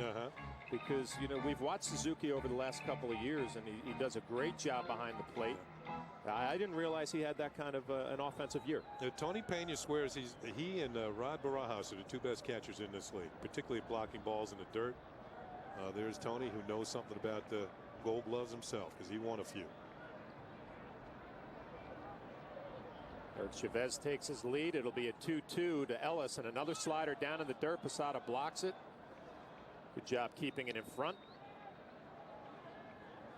Here's Posada showing his defensive skills behind the plate. Textbook, get the glove down, use your chest protector to keep it in front. Well, I know you could describe that better than me. Take a look at Chavez here getting his secondary lead, thinking about going to second, but once he sees that ball in front of home plate, thinks twice. He will be on the move with 2 outs, a full count here in the bottom of the 4th. Javi Vasquez working with a 3-0 lead. Talked about Ellis earlier, a guy who doesn't have a whole lot of power, a real good situational hitter. See if Javi comes right at him on a 3-2 pitch with 2 outs. Chavez takes off, and it's a fastball in the outer half. Javi Vasquez picks up another strikeout. And more importantly, does not give up any runs. He's throwing a shutout here through 4 innings. Look at our Acela scoreboard. Yankees leading 3-0. Darnell McDonald, who started out in the Orioles organization and been in the Red Sox minor leagues, and comes up, gets a big hit for the Red Sox. Jacoby Ellsbury on the DL, and same for Mike Cameron. Well, Bob talked about it. The Red Sox struggling lately. They'll take that comeback win. Derek Jeter here in the 5th takes a pitch upstairs for ball 1. Jeter tonight is 0 for 2.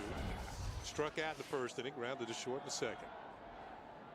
Still at average, very respectable at 365. Next pitch, ground ball towards the middle. Pennington a few steps to his left, gathers, throws. Throw is offline, but Barton makes the tag, and there's 1 down.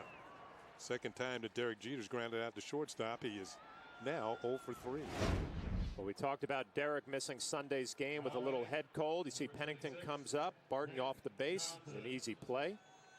I was pumped up that Sunday game, Kenny. Ramiro Pena gets a start, his first one of the year, and picks up a 2-out, as you see Craig Breslow getting loose, a 2-out, 2 RBI base hit. Love that when the backup guys produce. Yeah, that's what happened to Wally Pipp.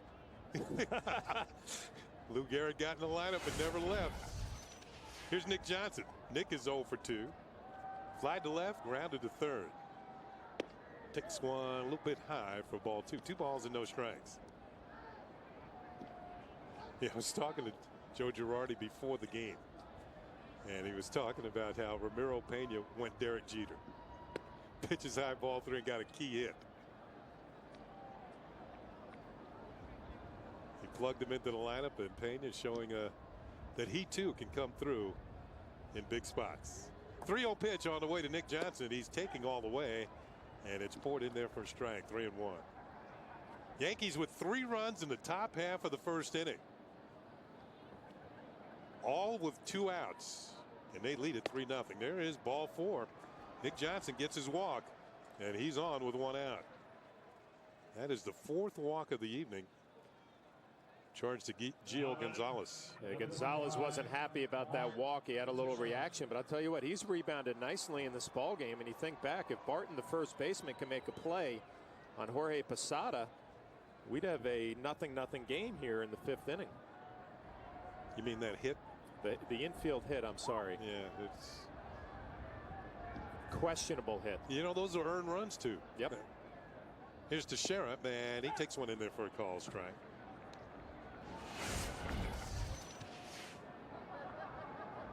Teixeira with a booming double down the left field line to get it started for the Yankees in the 1st. He also came around to score. Breaking ball into dirt. Nice stop by Kurt Suzuki. I know you appreciate that, Flash. Yeah, he makes it look easy back there. Yeah, he's quick. See the pitch count for Gonzalez, 93. In his 2 starts, he's thrown 95 and 98. So he's getting to that point. Swung on and missed on a breaking ball. Good one. This kid's got good stuff. We've seen a lot of swings and misses on the curveball. He's shown a quality changeup and an overpowering fastball at times. 1-2 pitch, trying to get Teixeira to go for it again, and that's in the dirt.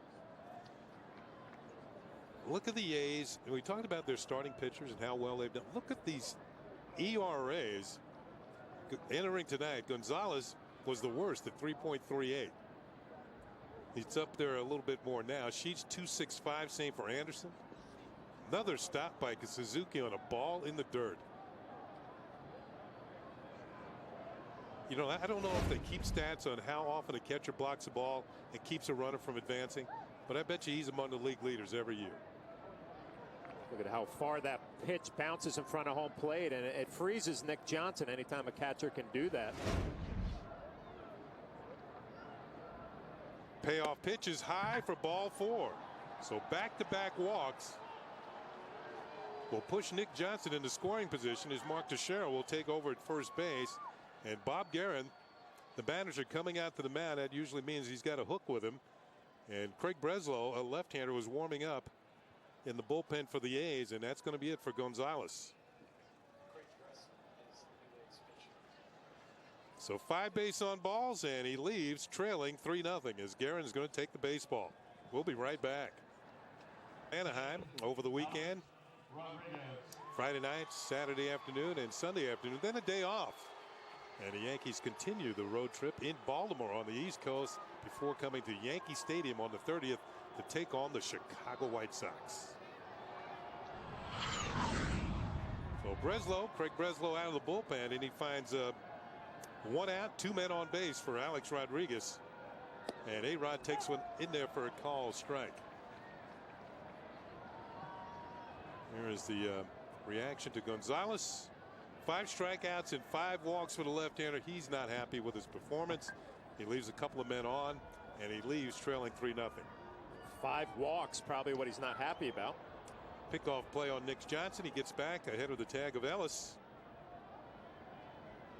A-Rod's been up to the plate twice. He has walked both times, but now finds himself in an RBI situation. Yankees have 3 hits in the game. They all came in the first inning, and they scored their 3 runs. Outside. Well, just a reminder, this call to the bullpen brought to you by AT&T. Rethink possible. And the bullpen has Craig Breslow, another left-hander, coming out of the pen for the A's. Tough assignment going against Alex Rodriguez with 1 out. That pitch looked like a breaking ball, and it missed. 2 balls and a strike. Breslow was in Minnesota. This year, this will be his 7th appearance. 3 1/3 innings, 4 strikeouts, but he's given up 5 hits. A-Rod swings. It's a high fly ball, deep left center field. This one is gone. A 3-run home run for Alex Rodriguez, and the Yankees lead 6-0.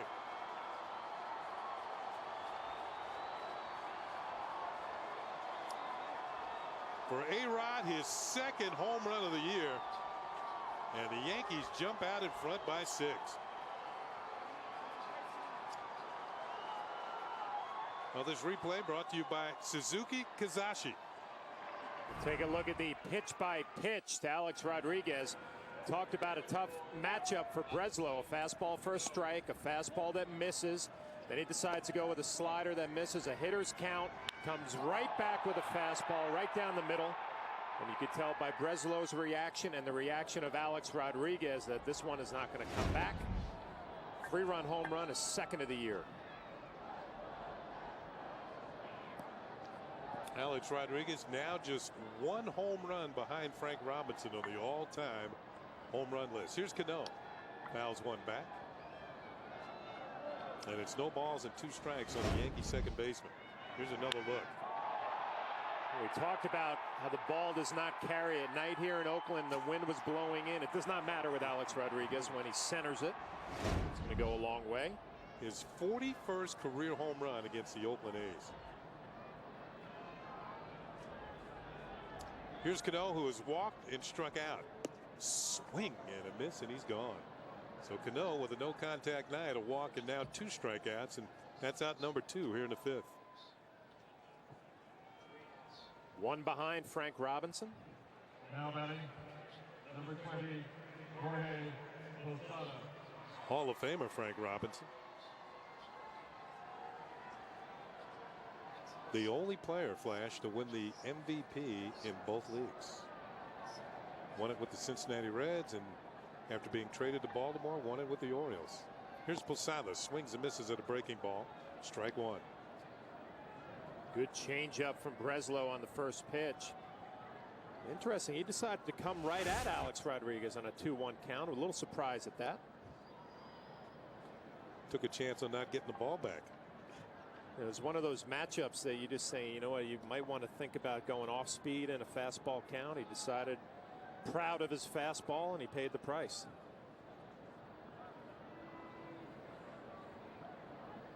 Outside on a changeup, 2 balls and a strike. You got to remember, he's warming up in the bullpen. There are no hitters down there. So, you know, sometimes you feel like I'm coming in with some real gas tonight. There wasn't enough octane for Alex Rodriguez. Over the outside corner, 2-2 to Posada. Posada tonight singled in a run in the first inning and then struck out swinging in the 4th. Yankees 6 runs on 4 hits. Swing and a miss. Strike 3. Posada strikes out for the 2nd time. On our Acela scoreboard, it is 6-0 Yankees. Alex Rodriguez with a long blast to left center field. A 3-run homer. On our Acela scoreboard, 6-0. Javier Vasquez and the Yankees out in front of the Oakland A's. First game of a 9-game road trip for the New York Yankees.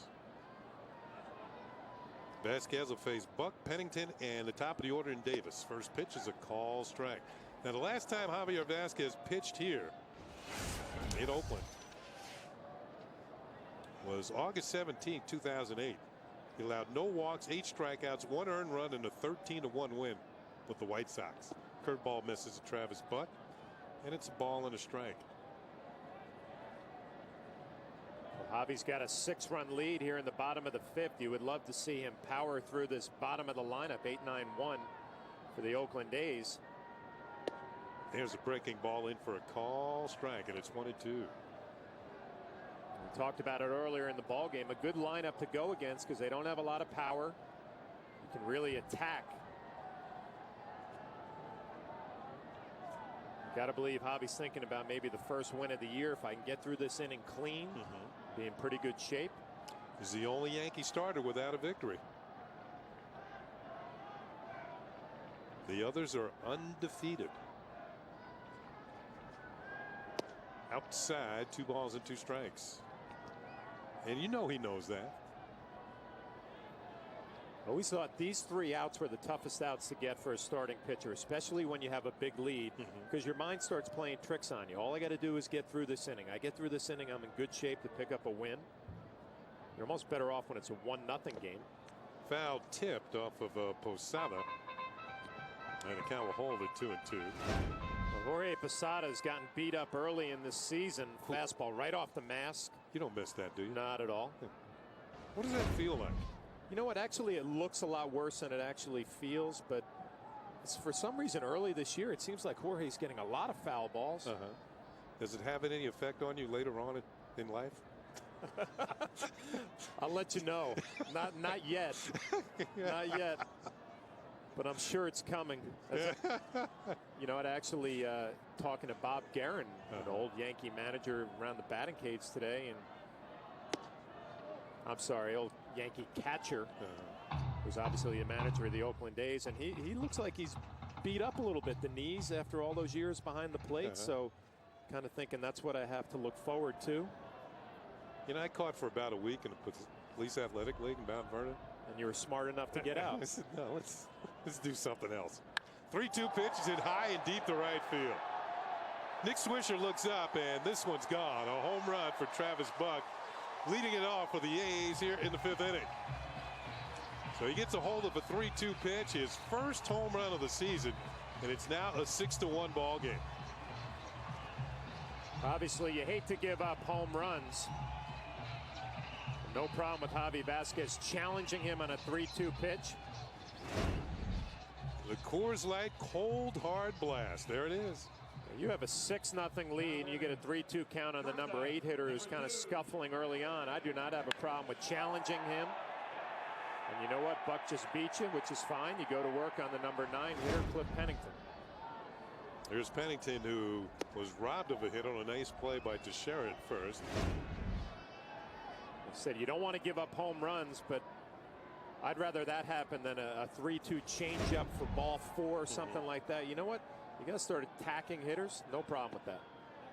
That is upstairs ball 2, and Posada's going to go out to the mound. 3-2 count right down the middle, and Javi knew it.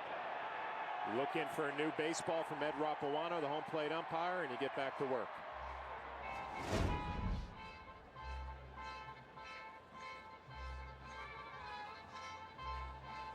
Dave Island out to the mound to talk it over with Javi Vasquez and Jorge Posada. And while they're talking, we'll remind you this copyrighted telecast is presented by the authority of the New York Yankees and may not be reproduced or retransmitted in any form. Any accounts and descriptions of this game may not be disseminated without the express written consent. That's written consent of the New York Yankees. So Dave Island back in the dugout, and a 2-0 count on Cliff Pennington. And that is ball 3. 3 balls and no strikes. Well, this would bother Dave Island, the pitching coach, more than the home run. You get behind in the count 3-0 to the number 9 hitter. You still have a 5-run lead. And he walks him on 4 pitches. That is the 3rd walk charged Javier Vasquez. Well, time for another look at tonight's Toyota Text Ball. Once again, the question: which of these American League teams has the best chance of maintaining its strong start this season? Let's see how you voted on this one. Minnesota 41%, Oakland 5%, but the division rival Tampa Bay Rays 54%.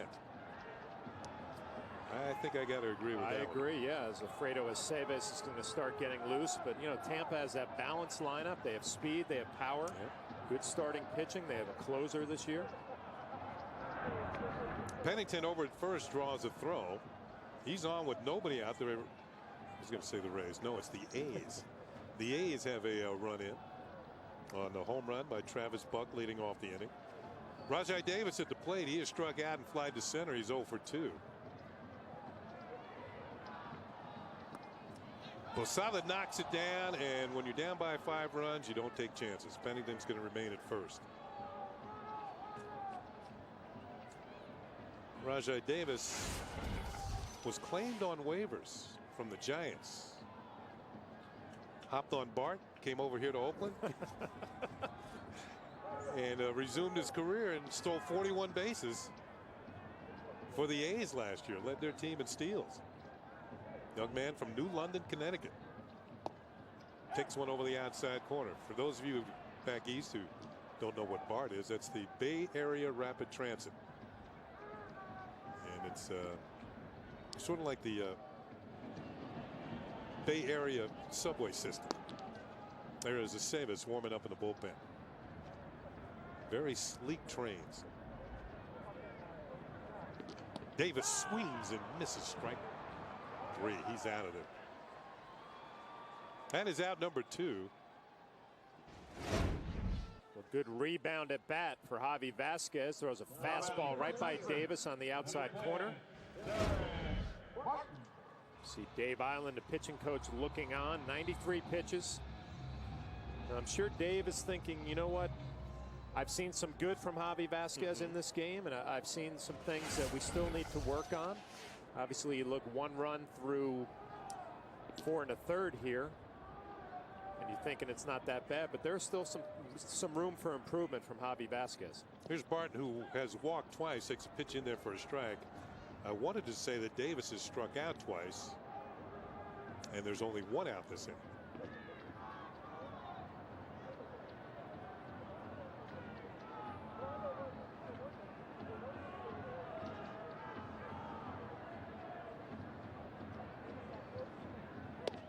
Checks a swing, but takes a pitch for a strike, and it's 0-2.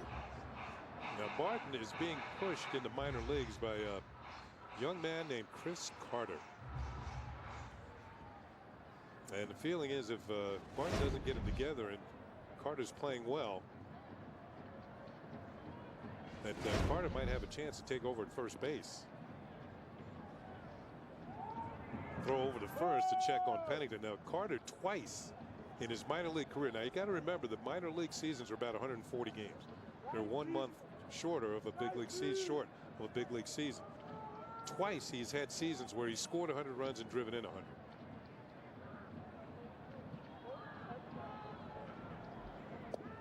Pitch just missed, and it's a ball and 2 strikes. There's that good eye by Barton. Up to 96 pitches now for Javier Vasquez. You know Joe Girardi wants him to get through this inning. Give himself a chance for a victory.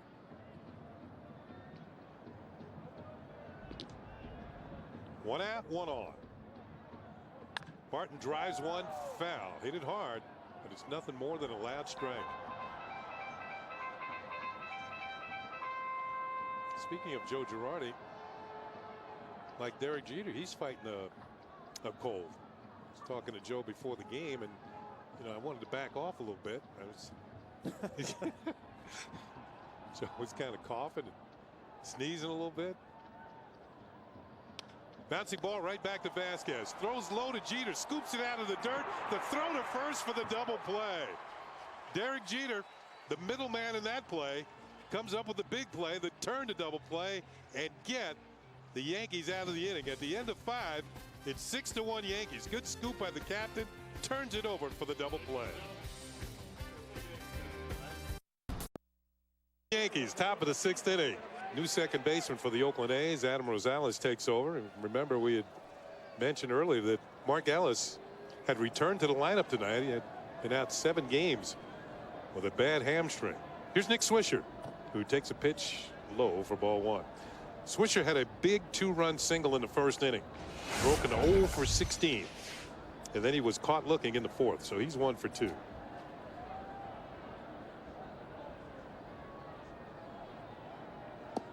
That pitch is low, ball 2, 2 balls and no strike. Nick probably had his best season in the big leagues as a member of the Oakland A's. Back in 2006, had 35 home runs and drove in 95 runs. Takes a pitch outside, ball 3. 3 balls and no strikes. He was a first-round pick by the A's going back to 2002. Taken all the way, and it's a call strike over the outside corner. Let's take a look back. A lot of hair for Nick Swisher. Well, you talked about it, Kenny, had a nice Oakland A career. Obviously, the personality Yankee fans have gotten known to. Ball hit in the air to center, fairly deep. Rajai Davis retreats a few steps, a few more, and makes the catch for round number 1. Well, tomorrow night on Yes, the Yankees play game 2 against the A's right here in Oakland. Coverage starts at 9 o'clock with batting practice today, presented by Audi, and the Tri-State Ford pregame. Then John and I, who are your West Coast broadcasters, are back to bring you the call. Yankees A's tomorrow at 9, only on Yes. Here's Curtis Granderson. Granderson has flied out twice. Once to center, once to left. Little squibber. But this is going to roll foul.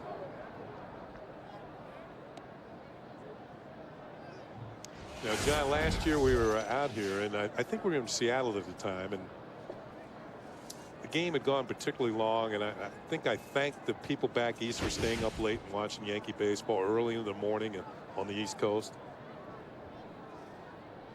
There's the 0-1 pitch from Granderson. He lines one into center field. It's going to be in there for a base hit. So Curtis Granderson breaks into the hit column tonight. He's now 1 for 3. He's on with 1 out.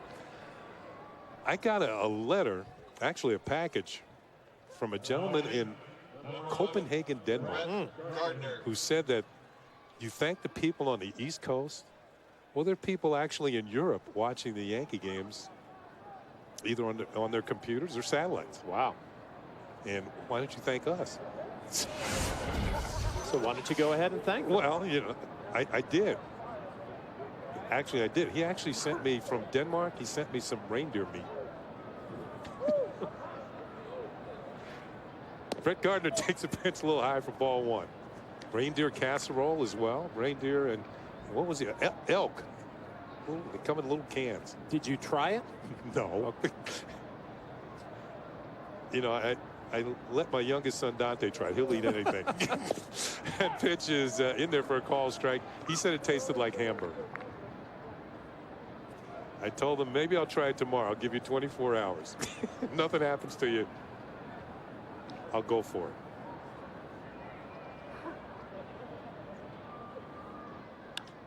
Little pop into the air in left field. Drifting back is a shortstop, Penningston, and he'll make the catch for out number 2.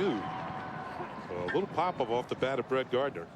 And there's 2 down. So we thank all the people all over the world. All over. Who are watching Yankee baseball on Yes. Here's Edouard Ramirez, former Yankee. Right now it is the dawn of a new day back east.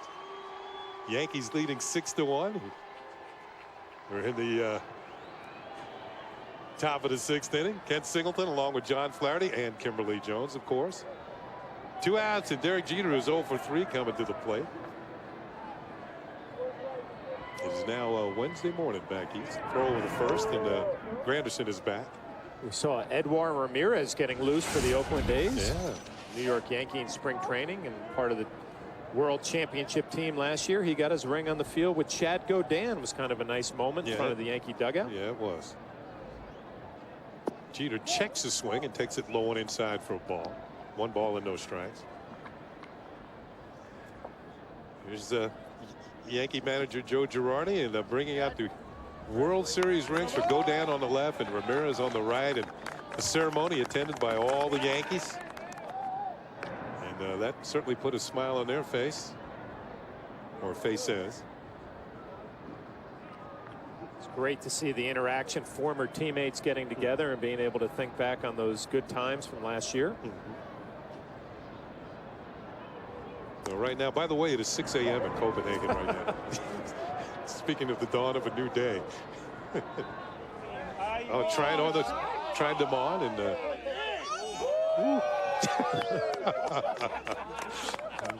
oh, that was beautiful. Jeter fouls one off, and it's a ball and a strike. And certainly they made their contributions to the Yankee cause last year, and they'll wear those rings with pride.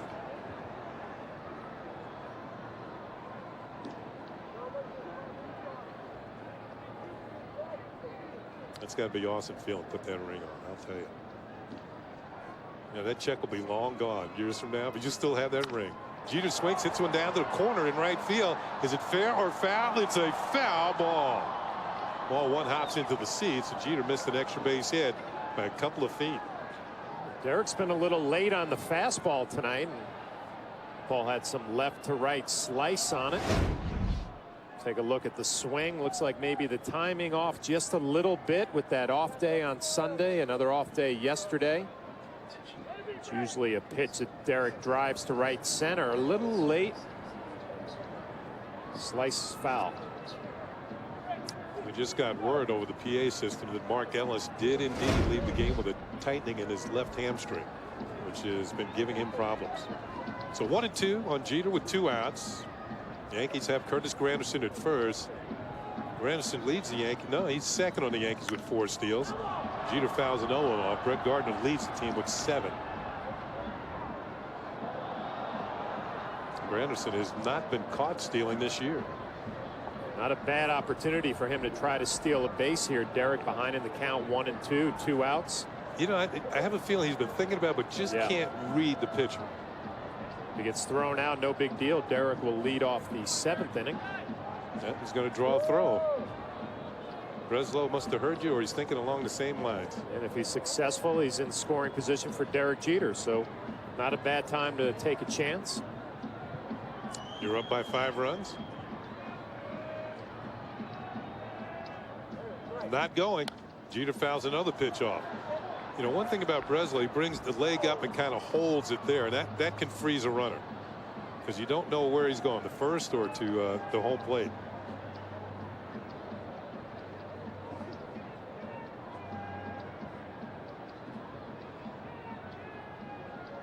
Curtis got to feel good getting a base hit off a left-handed pitcher. We talked earlier, he's had better swings lately against lefties. Jeter fouls another pitch off and out of play. A changeup. He was out in front. And I think that's what he's talking it over with Mick Kelleher. There's just some pitchers you can't read their moves.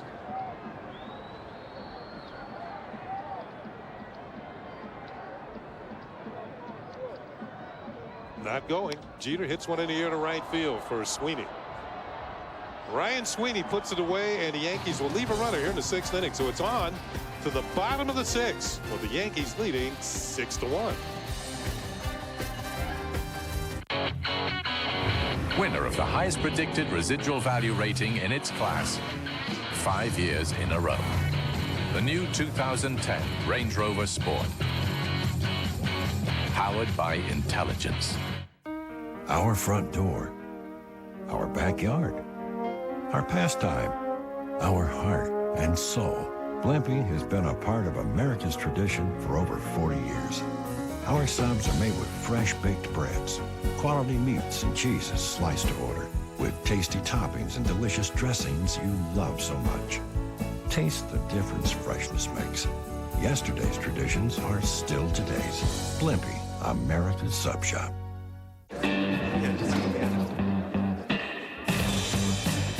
Your boss is a frightening man. His daughter is lovely.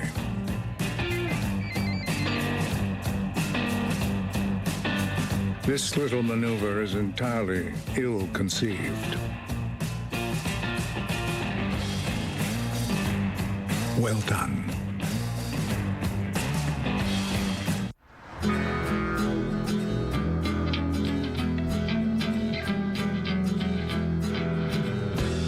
The new 2010 Land Rover LR4. Sunday on an all-new WB Mason presents The Joe Girardi Show. A deeper look inside the series with the A's and Angels, and the skipper looks ahead to the Orioles and White Sox. Plus, Joe examines why Robinson Cano is flourishing in the 5 spot. It's an all-new WB Mason presents The Joe Girardi Show. Sunday at 7:30. Only on Yes. Bottom of the 6th inning, 3, 4, and 5 in the order for the A's against Javier Vasquez, who leads 6-1. Ryan Sweeney takes a pitch in there for a strike. Sweeney's 0 for 2. Remember, he's working on a 13-game hitting streak. He slid to center and grounded back to Javier Vasquez. Breaking ball, nice one over the outside corner. It's 0-2. Pitch number 100 for Vasquez. The Yankee bullpen is busy. 65 of them have been strikes. Swing and foul tipped into a glove of Posada, and that's a strikeout. Strikeout number 6 for Javier Vasquez. That is Boone Logan, who was recalled from Scranton Wilkes-Barre after Chan Ho Park went on the disabled list with a sore hamstring. I had a chance to talk to Chan Ho yesterday. I saw him on the off day, and he said he's feeling much better. Here's Kevin Kuzminoff, who has struck out swinging in each of his plate appearances tonight. Once in the 1st inning and then again in the 4th. Swing and a missed, strike 1. Well, Joe Girardi and Dave Island are going to stretch out Javier Vasquez. 102 pitches. He threw 100 his last outing. Probably thinking 110, maybe 115, depending on how this inning goes.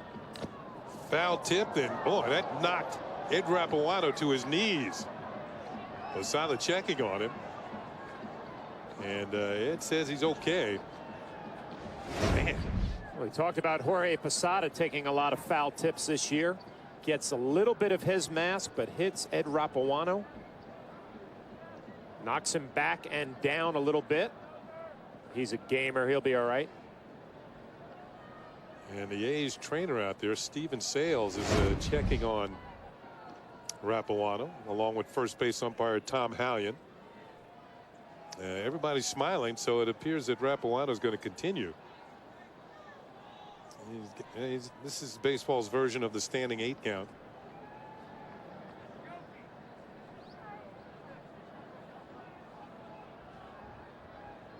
You've heard a lot lately, but more importantly with NFL about concussions. So I'm sure they're going to check him out thoroughly before they continue the ball game. 0-2 is the count on the hitter. And while we have a chance here, remind you tomorrow's starting pitcher is brought to you by Fios TV, internet and phone. This is beyond cable. This is Fios. Phil Hughes will get his second start of the year. He is 1-0, and he'll be in there against the veteran Ben Sheets, who's off to a pretty good start with the A's, 1-0 with a 2.65 ERA. Coverage begins at 9 p.m. right here on the YES Network. That's a good one, Kenny. Yeah. That's a good pitcher's matchup. Interested to see Phil Hughes' his second start. And they talk about Sheets, who has just gotten better from the beginning of spring training. You mentioned he's off to a good start this year. Looks like it rocked his jaw a little bit. It's like taking a big right hand. Eddie's one of my favorite umpires behind the plate, but I'm at a point now it's like, okay, you're either going to stay in this game or we're going to make a little change, right? Yeah. I mean, Javi Vasquez, who struck out the first batter here in the 6th inning, Ryan Sweeney, looking to get back to work. Now, why would he fall into one of your favorites category? You know, just what I talked earlier, he's a guy that gets into what he does back there. He doesn't give you an attitude. He wants to do the best job that he can. Would you like to go into who are your non-favorites? But I think I've heard you mention in the past. So we'll let that go for now. We'll let that one go. All right. We talked about Eddie being a gamer back there. He's ready to get back to work. So Ed Rapawano back in. The count is 0-2 on Kevin Kuzminoff, who is one strike away from the hat trick. He has struck out swinging his first 2 times up. You know, hat tricks are in vogue these days, and the NHL playoffs are underway.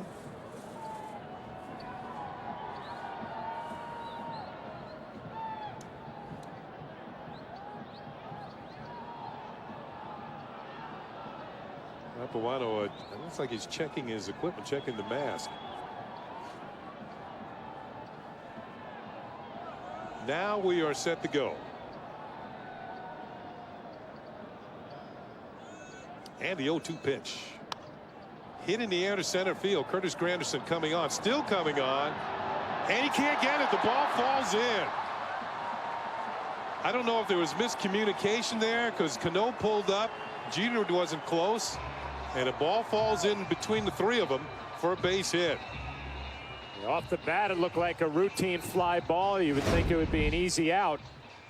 Kuzminoff out front a little bit, skies it to center field. This should be the center fielder's ball, but Curtis kind of pulls up on it. Robbie kind of looking for Curtis to take over. He does not. Falls in for a base hit. And it's going to take some communication on the bench to try and figure that one out. But there's a man on and 1 out, and Kurt Suzuki, the catcher, will come to the plate. Suzuki is singled and fly to left. Takes a pitch right down the middle, in there for a call strike. Suzuki off to somewhat of a slow start, hitting just .213.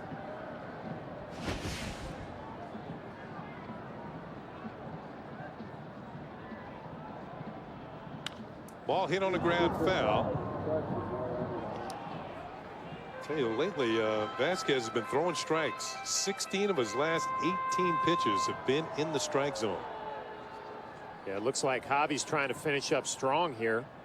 Talked about it early on. 71 strikes, 35 balls. Talked about it early on. There have been some things that you have not liked about him. Kind of missing some pitches wide right and high.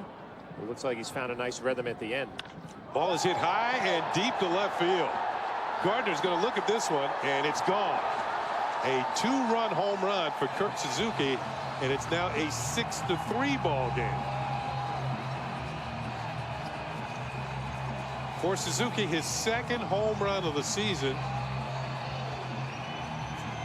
And the A's creep a little closer. Well, that miscommunication in center field now looms large. Looked like an easy out. Would have been the second out here in the 6th inning, but now we have a 2-run home run and we have a 3-run ball game. And we're also going to have a new pitcher coming into the game, as that home run has knocked Vasquez out of this ball game, and it'll bring Boone Logan in from the bullpen. And while Logan warms up, the Yankees will have a 6-3 lead with 1 out here in the bottom of the 6th inning. The all-new 2011 Sonata should make you think Hyundai, but act now. Think Hyundai Assurance and America's best warranty. Think efficiency. Even with 200 horsepower, Sonata still gets a class-leading 35 miles per gallon. From Hyundai, America's most fuel-efficient automaker. Think savings. Lease the Sonata for just $199 a month. Don't just think about it. Act now at your Hyundai dealer. For a short time, lease the 2011 Hyundai Sonata for just $199 a month.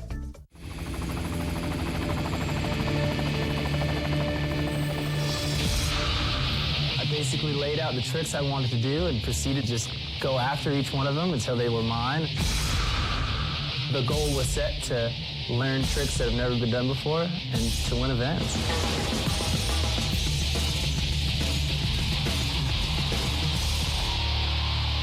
Welcome to my world and the world of Red Bull.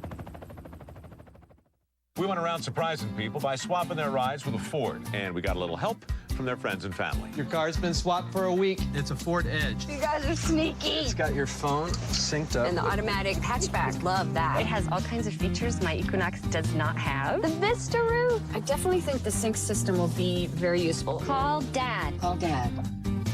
Now lease a new 2010 Edge for just $259 a month during the Swap Your Ride sales event. I feel edgy. Very clever. Yankees baseball on Yes is brought to you in part by Blimpie, America's Sub Shop, by Heineken, give yourself a good name, and by Acura, Acura Advance.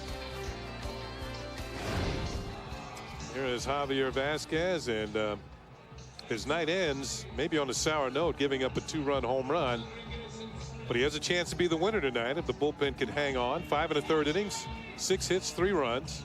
3 walks, 6 strikeouts, 107 pitches, and 2 home runs allowed tonight. And making his first appearance for the Yankees since being recalled from Scranton Wilkes-Barre is Boone Logan, who came over with Javier Vasquez in the trade from the Atlanta Braves. We saw Logan in spring training, and he will get Eric Chavez, a left-handed hitter. Chavez had a good night going. He's doubled and singled, but now faces a left-handed pitcher. Logan deals, and the first pitch is upstairs for ball 1.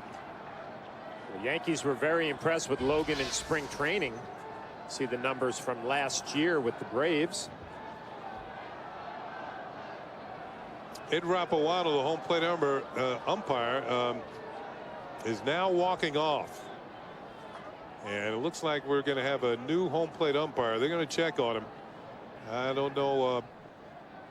We know that the foul ball might have affected him, and it seems as though it's had a delayed effect, and he is going to leave the game. So the teams will walk off the field while one of the other umpires will put on the gear and go behind home plate. Right now, we will step aside, and we will be back. The Yankees leading by a score 6-3 here in the bottom of the 6th inning with 1 out and nobody on.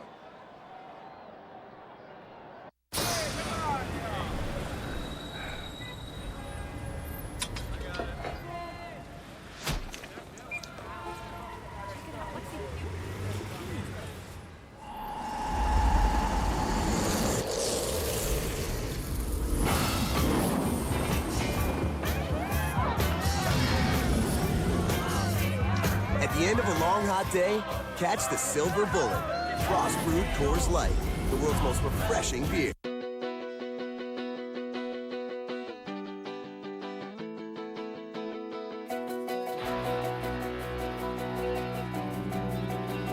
Introducing the all-new Kazashi from Suzuki. Words don't do it justice, but they're giving it their best shot.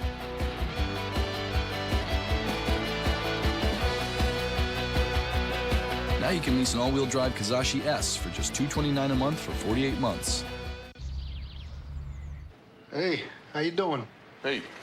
Great game last night, huh? Oh, yeah. Total domination. Unbelievable. Forget about it. Hey, fellas. This is Tom. This is the first day. I'm wicked psyched to be here. You guys ready to rent some cars?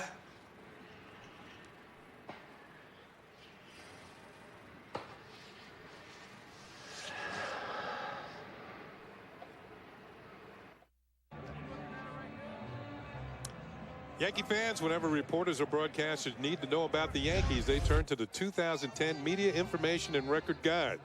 Filled with stats, biographies, and the club's all-time history, it simply contains everything a Yankee fan needs to know.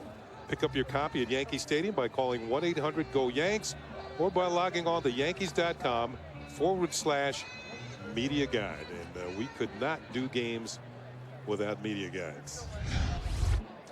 So it appears that Ron Copo will take over behind the plate. Ed Rapuano hit by a foul ball off the bat of Kevin Kuzminoff. Stayed in the ball game for one more hitter, and then here's Kuzminoff with the foul ball that hits Rapuano very solidly, knocked him off his feet,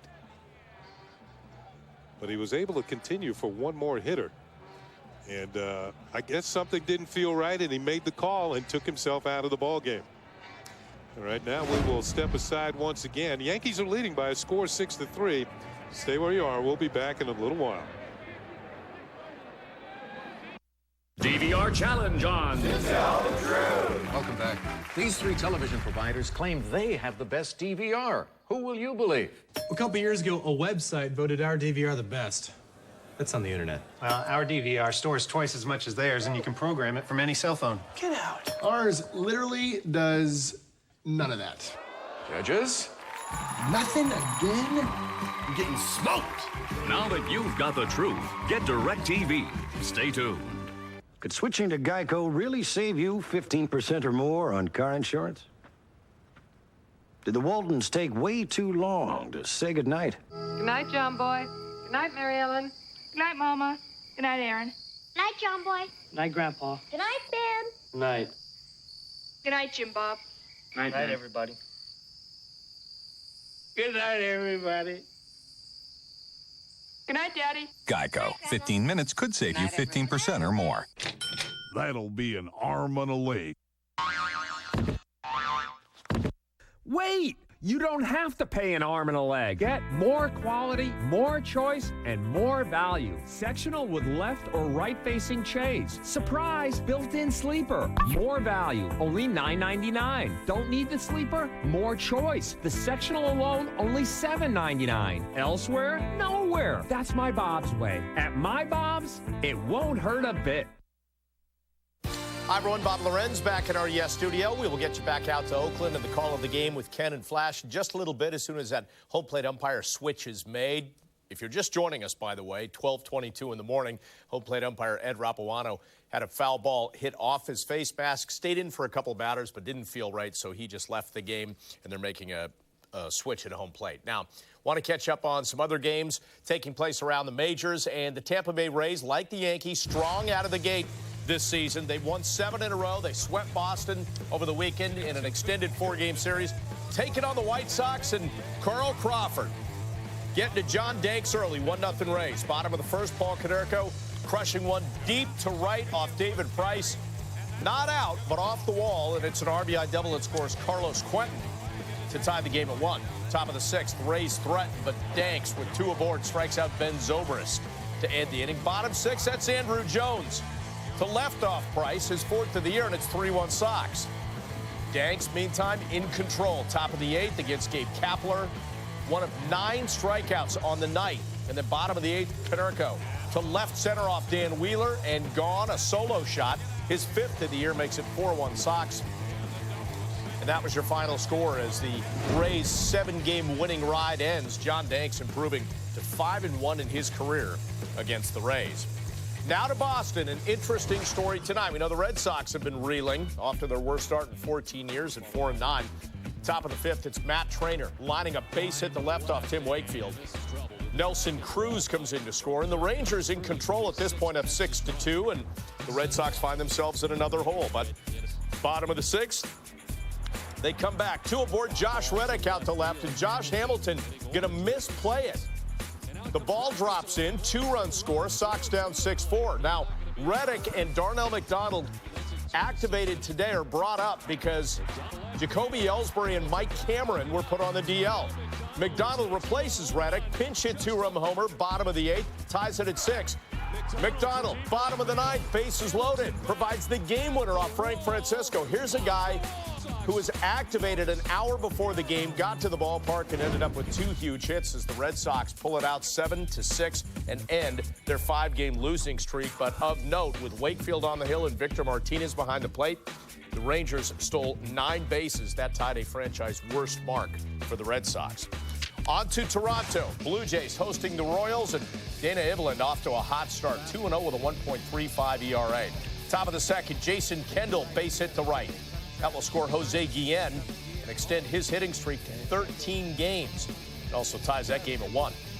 Now 3-1 KC, bottom of the 4th. Vernon Wells, his 7th homer of the season, finding his groove again early on in the 2010 season. Jays down 3-2. Bottom of the 7th, Jose Bautista. Runners at 2nd and 3rd. Alberto Callaspo makes the stop. There's nowhere to go, so that ties it at 3. John Buck is the next guy up. Little weak grounder to the left side. Lyle Overbay scores on the infield base hit. It's 4-3 Toronto. Then top of the 9th, tying runoff, and Kevin Gregg strikes out Billy Butler swinging. And that's your ball game. Blue Jays win it 4-3. Their pitching allowed 3 runs or less for the 8th time this season. Jays win their 9th consecutive home series against the Royals. We will take a quick break, and of course, we will get you back out to Oakland as soon as that home plate umpire switch is made. Stay with us.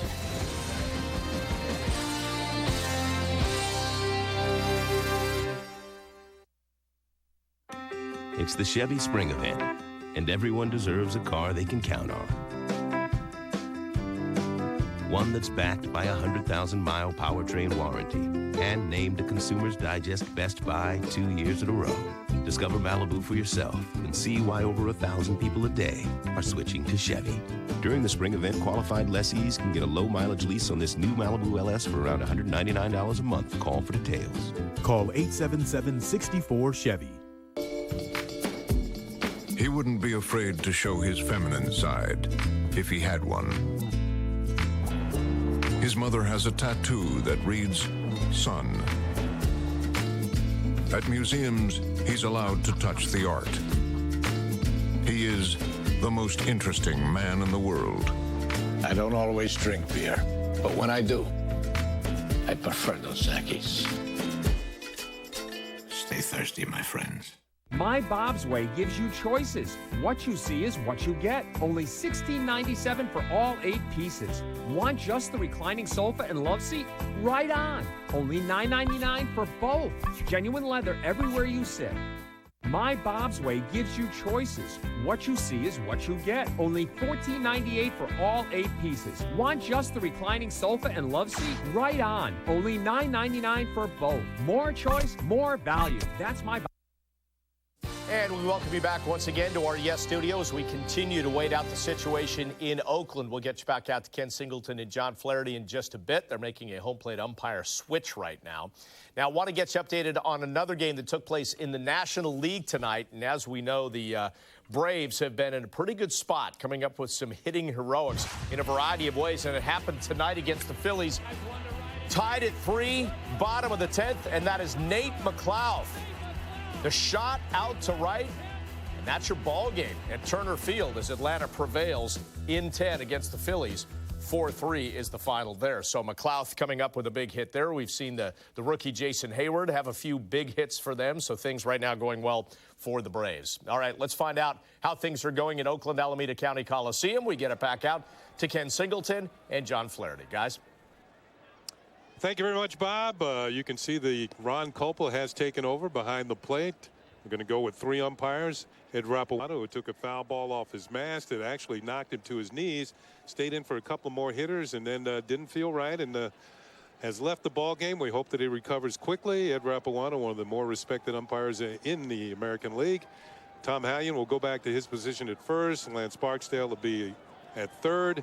And Ron Culpa takes over at calling balls and strikes behind home plate. Now, the reason why they go with the second base umpire in a situation like this when they replace the home plate umpire is because the third base umpire had actually worked the previous game behind home plate in a rotation, and the first base umpire is scheduled to work tomorrow behind home plate. So the second base umpire is the one who usually takes over when the home plate umpire is injured or has to leave a ball game. So that's why Ron Culpa, who was at second, is now calling balls and strikes. There's Hallion over at first. So we're about ready to go again. There's one out. The A's have 2 runs in. Boone Logan, first man he faces is Eric Chavez. The first pitch was a ball, and now the second pitch is outside for ball 2. So it's 2 balls and no strikes on Eric Chavez, who is doubled and singled. 6-3 Yankees with 1 out here in the bottom of the 6th inning. There's a pitch for a call strike, and it's 2-1. Well, we talked a little bit about Logan. He had an impressive spring training and went down to Scranton AAA. Only gave up 1 earned run in 6 2/3, so got off to a nice start. Got rewarded with a call-up. Outside ball 3 to Chavez. A's have scored all their runs via the home run. John Buck with a solo and then a 2-run shot by Kurt Suzuki here in the 6th inning. Bouncing ball to short. Sounded like a broken bat. Jeter has it. Throws on to first, and that's out number 2.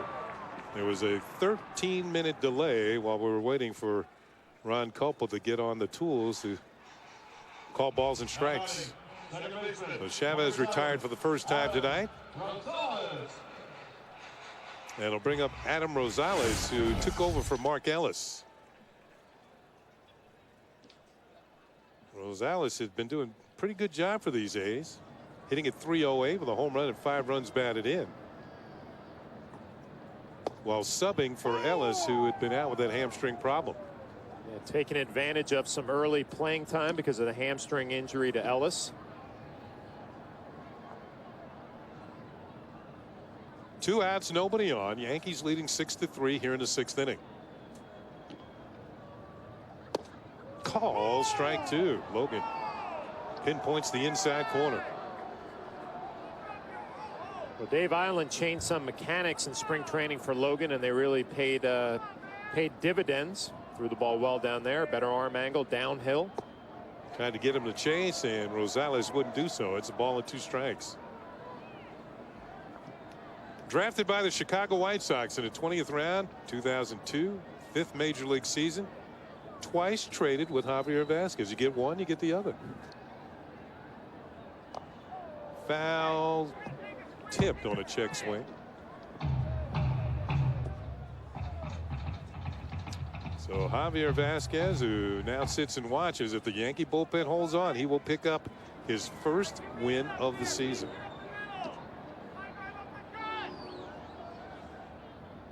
Inside, count levels at 2 balls and 2 strikes. Yankees trying to continue what they were doing on their homestand and basically what they've been doing all season. They won their first 4 series.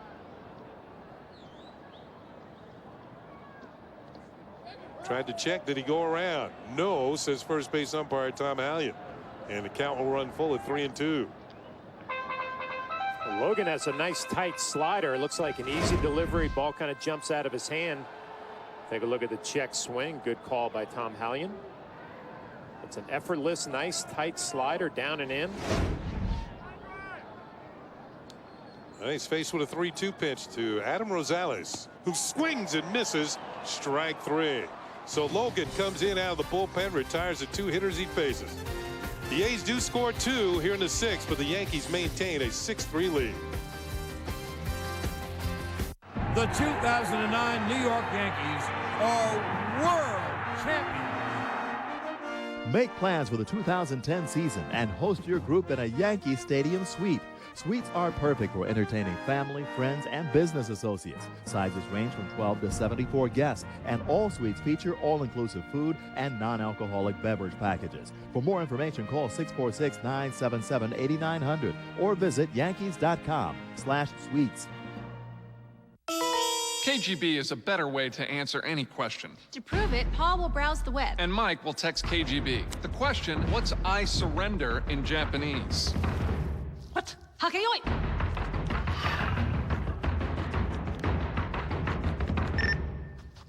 Akirameru.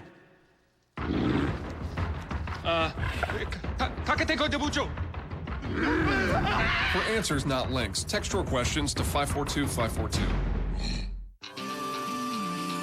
He has adventures, and I have mine. His are on 2 wheels, but mine are on 4. It's true. Like father, like son. And with my Jeep Grand Cherokee, no matter what our adventures, we always come home in style. Now get 0% APR financing for 60 months plus $1,000 bonus cash on Grand Cherokee. I live, I ride, I am Jeep. This season, come to YesNetwork.com for championship coverage from a championship website. Veteran sports writer Jack Curry joins the Yes Network team to give you exclusive insight throughout the entire season. And there's still Postgame Plus, daily blogs, and My Yes, the social network dedicated to all things pinstripes. It's all just a click away at YesNetwork.com. This Sunday, get a weekly recap straight from the skipper with an all-new WB Mason Presents the Joe Girardi Show. After these tough West Coast series, the manager looks ahead to next week in Baltimore and back home against the White Sox. It's an all-new Sunday at 7:30 only on Yes. New pitcher Edouard Ramirez facing Nick Johnson. We look at our Verizon wireless scoreboard. The Yankees lead 6-3, being out hit by the A's 6-5. See the numbers for Ramirez. Has gotten off to a very nice start. Gets ahead in the count on Nick Johnson, 0-2. Yankee fans might remember him as a changeup specialist, but he starts Johnson off with 2 fastballs. Changeup, always a good swing and miss pitch. And there it is, down. Edouard maybe has found a home here in Oakland. Actually made his 100th appearance of his career on Sunday against Baltimore and tossed 2 scoreless innings. 1-2, another changeup down. Edouard long and lanky. Throughout his Yankee career, we always talked about how he had to throw the fastball a little bit more to make that changeup a little bit more effective. He's thrown 2 changeups in a row, and it's going to be a 3rd one that misses up. Got a tremendous note here in our Elias notes, and it refers to Edouard Ramirez. He's the only player on the A's roster, either active or disabled, who was not born in the USA. As Nick Johnson works a walk. And thinking of this day and age in baseball teams and the makeup of teams, you know, there are teams that have players from 8, 9 different countries. But he's from the Dominican Republic and the only player on the A's who's not born in the USA. There's a song there somewhere. So Nick Johnson, who was behind in the count 0-2, fights back to work another walk, his 2nd consecutive walk. Mark Teixeira takes a first pitch fastball for strike 1. And to finish off that note, every other team has at least 5 players not born in the United States. And you're right, in this day and age, that is very unusual. Ooh, good swing. Mark had a double in the 1st inning, hit a ground ball to short in the 3rd, and walked in the 5th. You know, his start reminds me of last year in this regard. Even though he wasn't hitting, he was drawing base on balls, which tells you. Fastball right down the middle, caught Mark Teixeira looking. Which tells you he has control of the strike zone. I think he was looking for something else there. Might have been looking for the change, but he got the express. Fastball. Call strike 3. To make the changeup effective, you're right. You got to throw your fastball. And he has a decent enough fastball velocity-wise. I mean, he'll touch 90, 91. So Alex Rodriguez has had a nice night. Has 2 walks and a 3-run home run. So he is 1 home run short of Frank Robinson for 7th all time. He's ahead in the count 1-0 on Edouard Ramirez. Changeup misses. Take a look at Alex Rodriguez in the top of the 5th. This is with 2 men on. Following a couple of walks, Craig Breslow came out of the bullpen and gave up a long 3-run homer. It'll be a 2-0, and it's a fastball that misses off the outside corner. I say it's time for the green light. If you like it, go for it.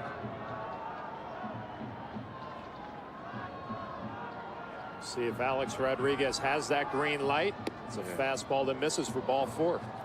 No chance. So 3 walks for Alex Rodriguez and a 3-run home run. Bring up Robinson Cano with Nick Johnson at second base, Alex Rodriguez at first. And an RBI opportunity for Robinson Cano. Robinson walked in the first inning, struck out in the third, and struck out in the 5th.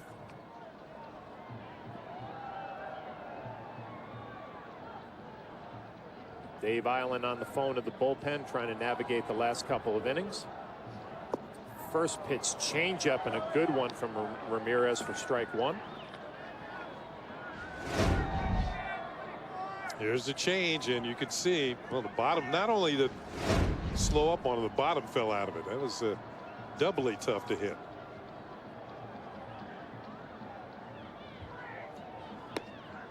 Fastball misses.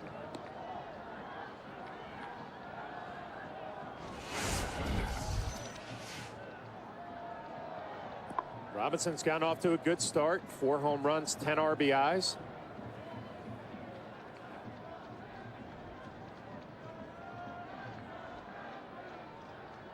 It'll be a 1-1, another changeup pulled foul.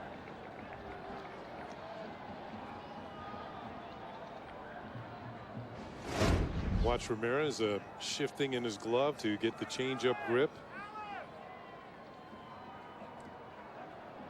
That wasn't as good as the first one. Kind of stayed over the end of the third. Cano was still out in front of it though and pulled it foul. So it'll be a 1-2. A fastball just misses on the inside corner. Ramirez showing changeup, fastball, changeup, fastball.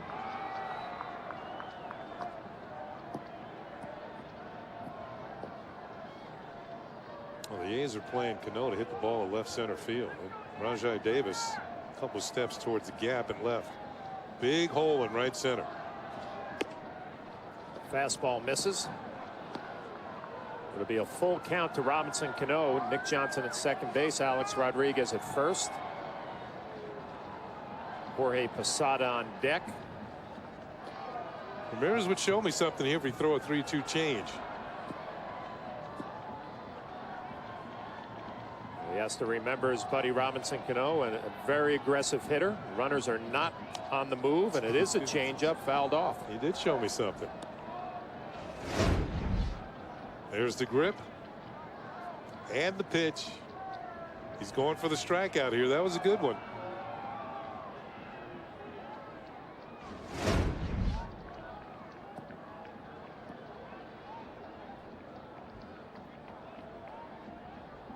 We will do it again. Another full count delivery. And it is another changeup fouled off.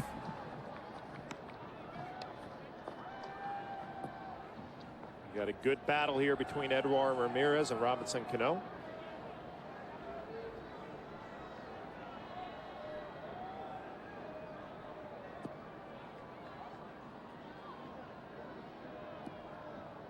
Got to start thinking the advantage going to Cano here. The more changeups you see.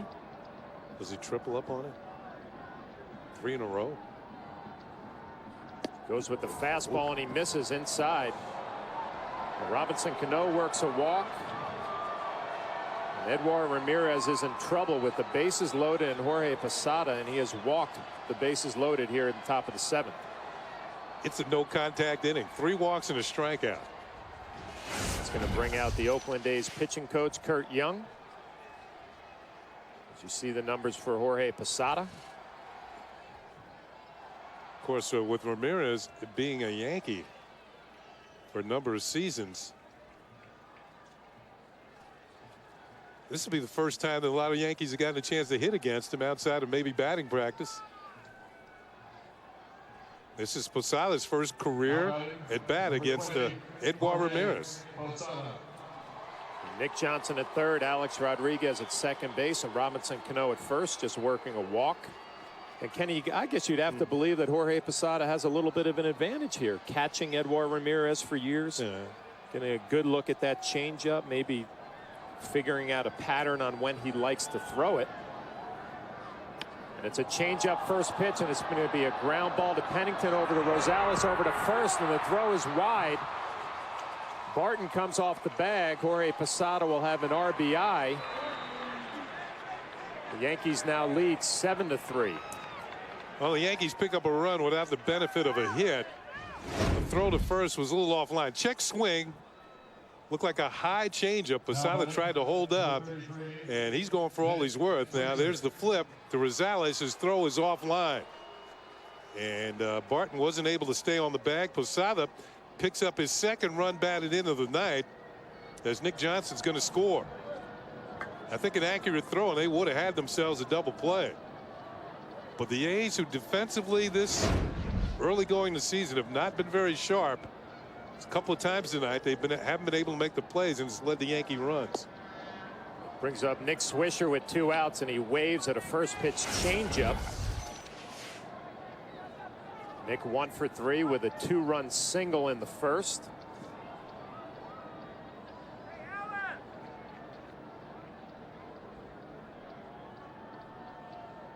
Being 0-1 from Ramirez, a fastball misses down and away.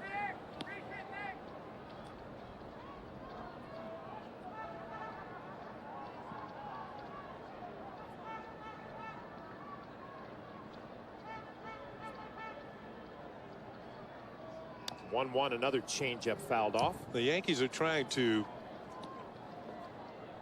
continue their success on the road. Now, last year, Joe Girardi's team, the Yankees, had the second best road record in the league. Only the Angels had a better record than the Yankees, and that was only, I think, by 1 game.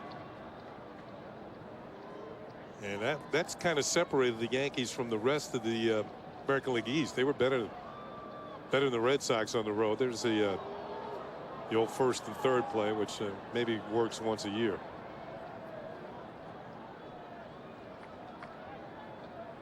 .25 pitches for Ramirez in this inning. Yankees lead 7-3, top of the 7th.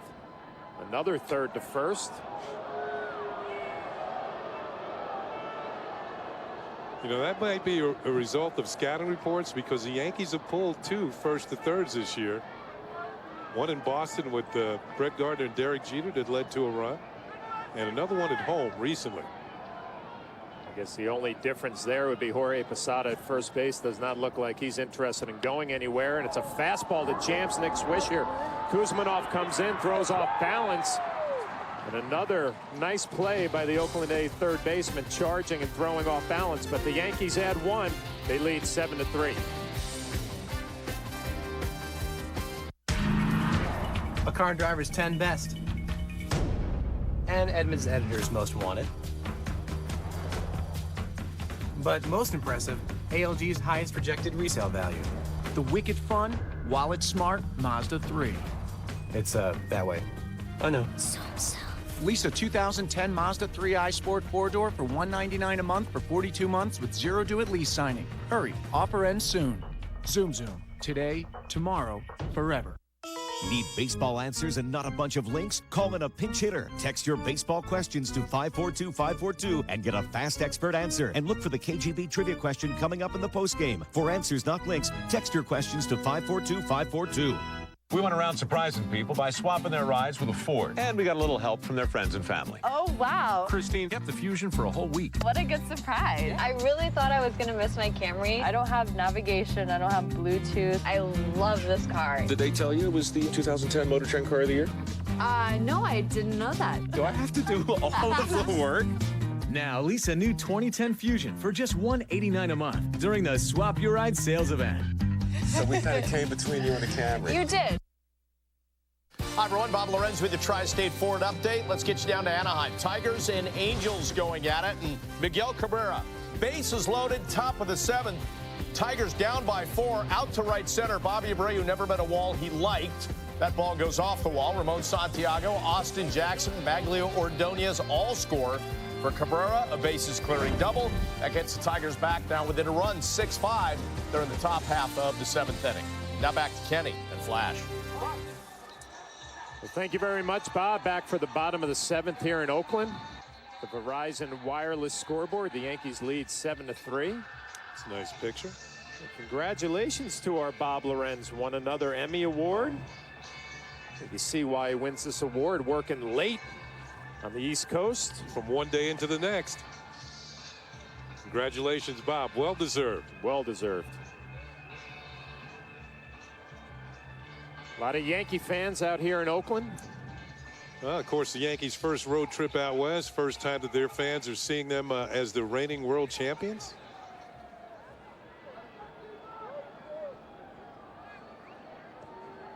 Boone Logan stays in this ball game. Came on in relief of Javi Vasquez. He's going to face 8, 9, and 1 for the Oakland A's. Travis Buck, Cliff Pennington, and Davis. Buck takes a fastball for ball 1. Travis Buck hit his first home run of the year in the bottom of the 5th off of Javi Vasquez.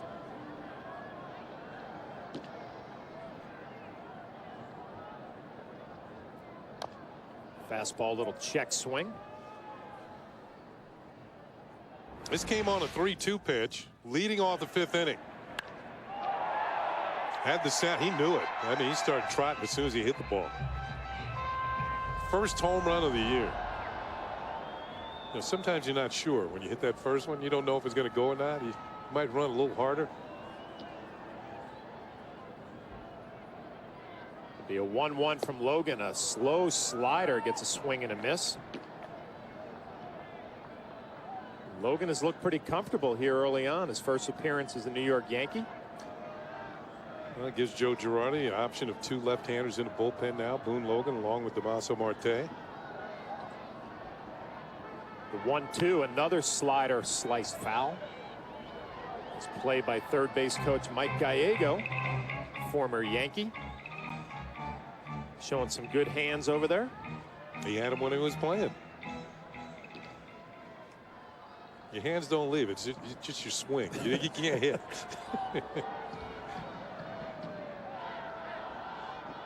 Another 1-2. Jorge Posada asking for it down, and it's not down. It's hit well out to right field.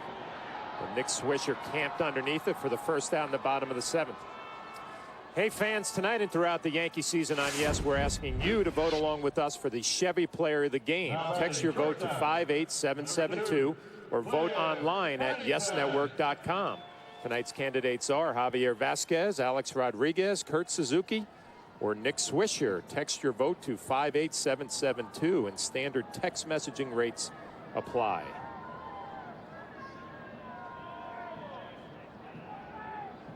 One out, it's going to bring up the A's shortstop Cliff Pennington. Takes ball 1. He's a switch hitter, but you could see where a left-hander in this series could be important to the Yankees out of the bullpen because the A's have several left-handed hitters. The 1-0 hit well, but right at Robinson Cano would be an easy play over to Mark Teixeira. Hitters like Barton and Sweeney, Chavez, Buck's in the lineup tonight. So Boone Logan, who came in for Javier Vasquez, has retired 4 straight. With 2 outs, he'll face the Oakland A's center field Rajah Davis. He's gotten off to a slow start, only 212, 1 home run and 5 RBIs, and he's 0 for 3 today with a couple of strikeouts. Fastball, first pitch swinging, chopped to Derek Jeter. He bobbled a little bit, and that's going to cost him as Davis can fly down the line. Be interesting to see how they score that because Jeter did have a little double clutch here, and you're right, that did cost him. The throw is accurate, but Davis, man, can he motor? Flash, if we would run like this, we'd have been different type of ball players. All you have to do is chop it on the ground, and they will give it an infield hit. He had 22 infield hits last year while hitting .305. So he would, if he didn't have that type of speed, he wouldn't have been a 300 hitter last year. And of course now, well, they're down 7-3. but Davis has not been thrown out stealing this year. 7 stolen bases, has not been thrown out. Let's see if he's going to get the green light with 2 outs. He's not running. Logan throws a first pitch ball to Barton.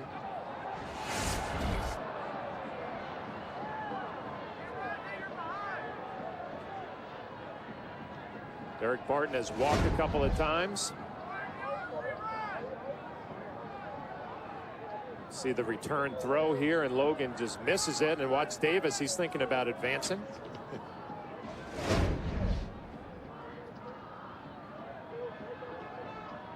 Davis not running. The thing about Davis, Flash, is that he has a relatively low on-base percentage, which tells you that just about every time he gets on base, he's going to go. Maybe not down 4 runs getting late to the ball game, but in normal situations, he's going to run. Not running. Slider misses. Jabba Chamberlain getting loose in the Yankee bullpen.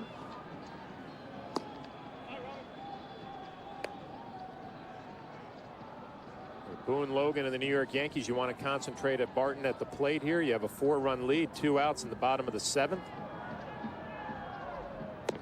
Fastball misses. Barton ahead in the count, 3-1. Got another left-handed hitter on deck in Ryan Sweeney. So Logan might get one more man here.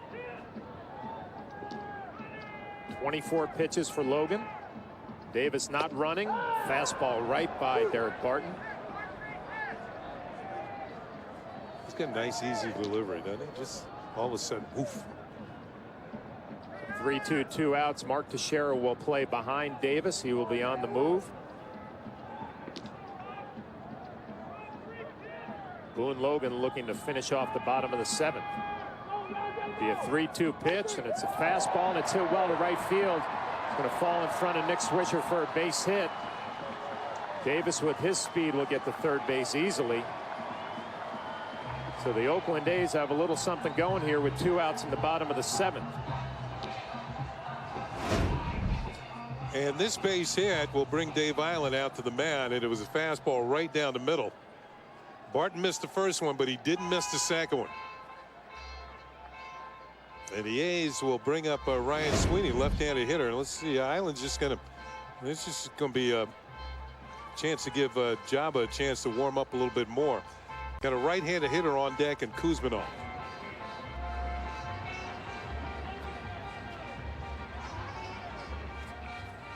Traveling this season? Take the Yankees with you. Subscribe to MLB.tv today to see every Yankee game live or on demand on your computer.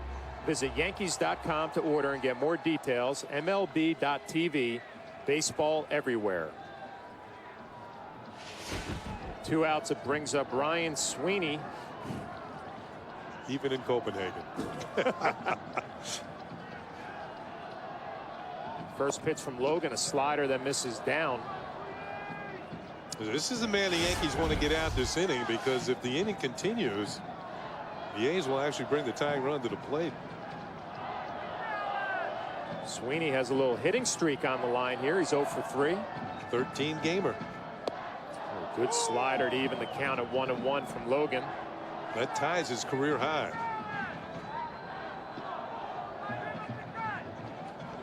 Jerry Blevins getting loose. The Oakland A's bullpen. Logan delivers a fastball right on the outside corner for strike 2. Davis at third base. If you're Logan, you got to pay attention to him. Taking a nice little walking lead down the line. It'll be a 1-2 to Sweeney and a slider down. Good block by Jorge Posada.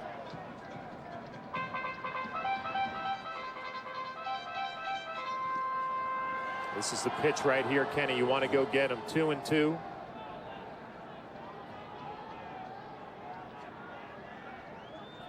Yankees lead 7-3. 2 outs here in the bottom of the 7th. Be a 2-2 from Logan. Another slider, and it misses down and away. So we have a full count. which will release Derek Barton at first base. He will be on the move as Joe Girardi looking on anxiously.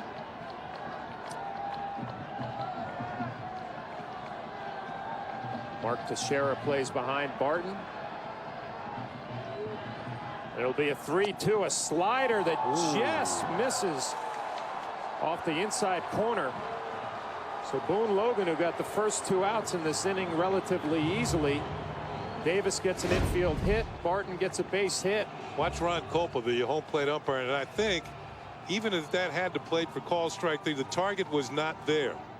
You see Posada reaching across, and this is called inside. I don't know if it was or not, but because Posada had to move the glove so much, the Yankees didn't get the call.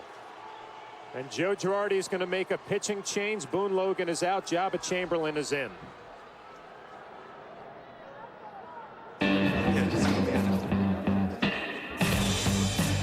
Your boss is a frightening man. His daughter is lovely.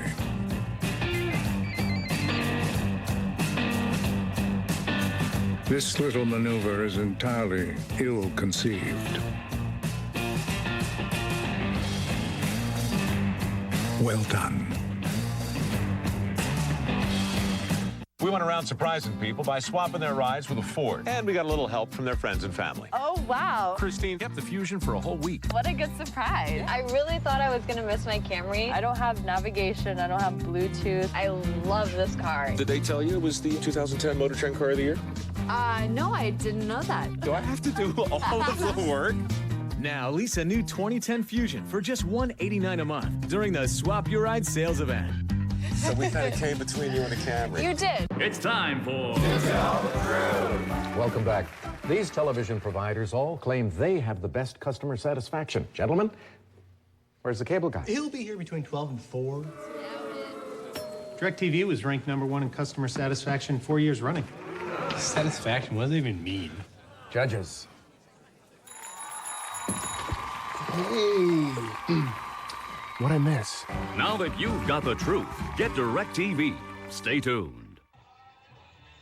Fans after the final out join Bob Lorenz and Kim Jones for the WB Mason postgame to get all the highlights and analysis of this game against the A's, plus the team's reaction from the clubhouse. It's all coming up later on the WB Mason postgame, only on Yes. Yankees lead 7-3, but the Oakland A's have the bases loaded. The new pitcher, Jabba Chamberlain, 6 1/3 innings, giving up 6 hits, but does have 7 strikeouts. He's going to face the Oakland A's cleanup hitter, Kevin Kuzminoff, with 2 outs and the bases loaded. First pitch slider misses. Kuzminoff does have 3 career grand slams in his career. Hit 18 home runs last year with the Padres in a big ballpark, so he does have some power. 1-0 fastball fouled off. Oh, you said he had a grand slam after 1 pitch in his career. Good way to start it off.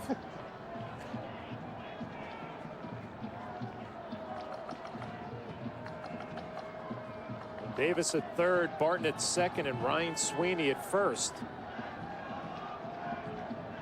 The A's 1 swing away from tying this ball game up here in the bottom of the 7th. Slider fouled off. Kuzminoff had a good swing. He takes a good swing every hack.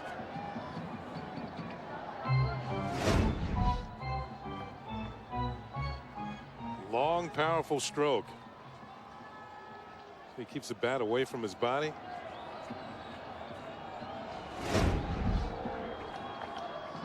Jabba's in the driver's seat ahead in the count, 1-2. Got away with a slider last pitch. Kuzminoff is going to step out, and Jorge Posada is going to go have a conversation.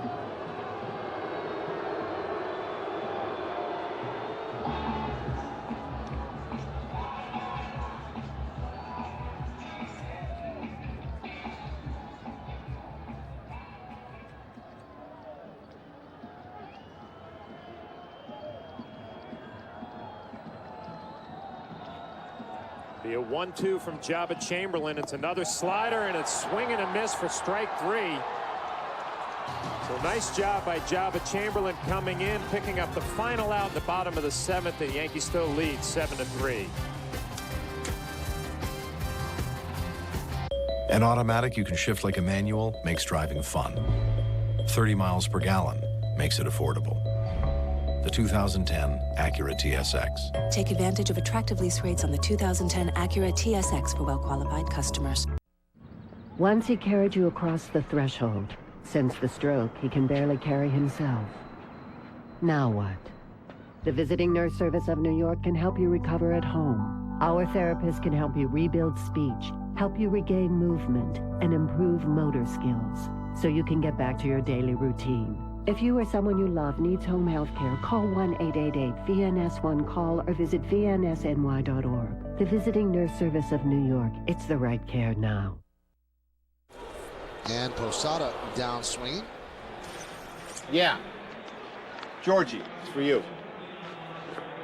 Hello? Didn't I tell you to stop chasing that high stuff? Dad? And open up your stands. They're jamming you inside. You gotta love DirecTV. Georgie's dad never misses a pitch, all the way from Florida. And he gets the most games in HD. Follow your favorite team no matter where you live with MLB Extra Innings on DirecTV. Hello? Dad? You 15% or more on car insurance? Did the cavemen invent fire?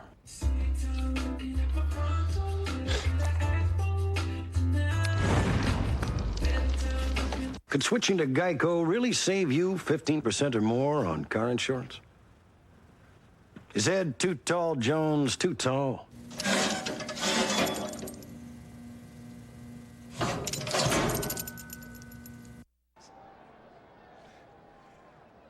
To the 8th inning, and Yankee fans celebrating a 6-3 lead. Curtis Granderson leads it off, takes a pitch from Edouard Ramirez in there for a called strike. 7-3, Yankees on top. They've only had 5 hits. One of those hits was a long 3-run home run off the bat of Alex Rodriguez. Granderson's 1 for 3 tonight. Takes a pitch outside. Count levels off at a ball on the strike. It'll be Granderson, Gardner, and then Jeter for the Yankees here in the 8th inning. Trying to get off to a good start on this 9-game road trip. Line drive foul towards the Yankee bullpen off the bat of Curtis Granderson.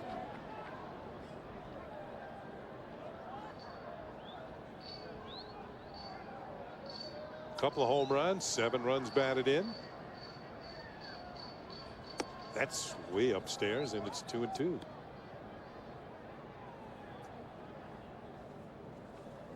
One thing about coming out west here, when you look out at the scoreboards, both the American and National League, you're about the last thing going. There is one more game, one other game that's National League's all done. There's the other game that's currently being played. Angels hosting the Tigers. Ball 4. So Ramirez, who walked 3 Yankees last inning, the Yankees scored a run without a hit, gives up a leadoff walk to Granderson here in the 8th. Let's see if Curtison has any designs on second base. Here's Brett Gardner, who's 0 for 3. Well, anytime Brett Gardner's 0 for 3, you start thinking about the possibility of a bunt. Kuzminoff is going to come in and play on the grass. Kenny, if he can drag one with him, maybe over here somewhere, you got to believe he's got a good chance for a hit. There's the bunt, but he fouls it off. And Granderson will return to first base. You know, option 2, let Granderson steal second and then bunt him over to third.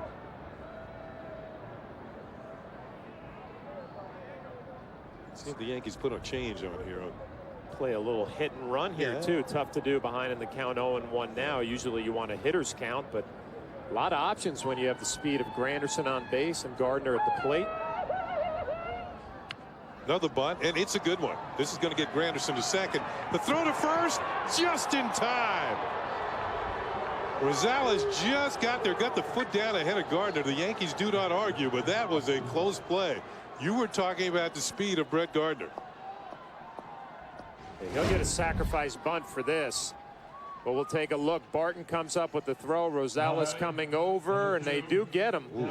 Bang, bang play. Sure, Brett maybe would have wanted it a little bit more in between the pitcher's mound and first base. But still, even on a hard bunt right to the first baseman, it's a bang, bang play. So Gardner moves the runner over. Granderson in scoring position for Derek Jeter. Swing and a miss on a changeup. Strike one. Derek is 0 for 4 tonight. Remember, Jeter's got an 11-game hitting streak on the line. 12 going back to last season.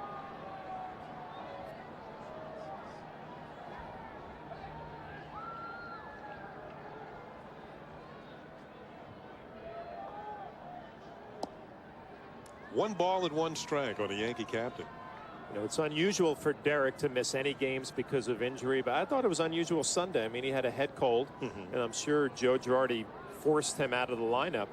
Then you start thinking 2 days with the day off that he has not been in a ball game, and he's looked a little rusty tonight. 0 for 4, off balance a little bit.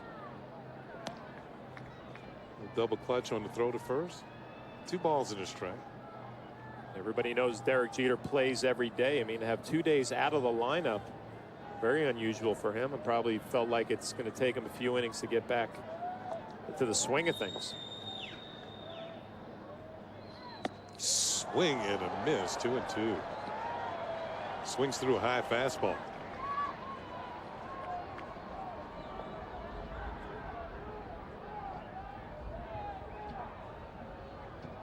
And now trying to play insurance man. Yankees up by 4. Former Yankee Edouard Ramirez. Control issues. 4 walks. Bouncing ball towards short. Granderson's going to move to third as Pennington throws on to first for out number 2. So Derek Jeter's now 0 for 5. Third time he's grounded out to the shortstop. And Granderson's on third with 2 outs, and it'll bring up Nick Johnson.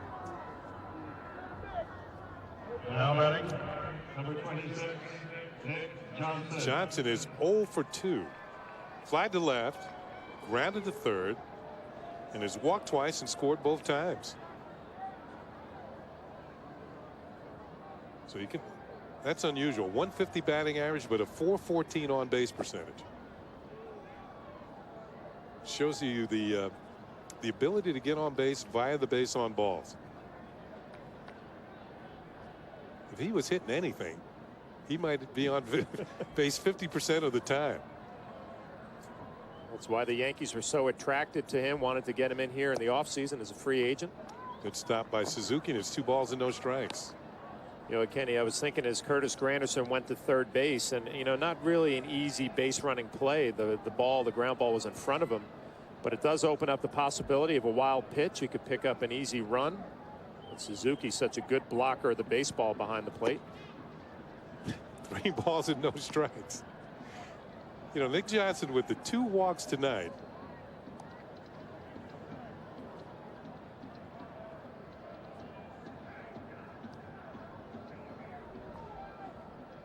He's got 6 hits and 16 walks this year.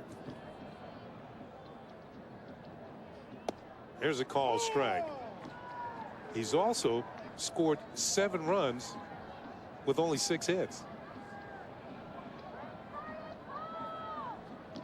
See if Ramirez challenges him here. 3-1. We know his best pitch is his changeup. Fastball drilled, but foul.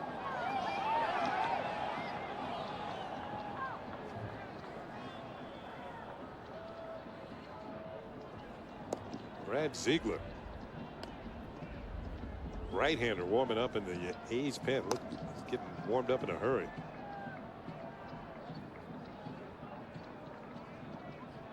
Johnson lifts one down the left field line. It's going to be a long run for Travis Buck, and he can't get there. We told you about the expansive foul territory here in Oakland. I can remember the days of Ricky Henderson playing left. Ricky had that piece of cake. Just kept right on running to the dugout with the 3rd out. Well, nice job by Nick Johnson. It was a tough changeup that he spoils the other way. You can see Travis Buck did not have a play. Look at that, off the plate, moving away. Good plate coverage just to spoil it.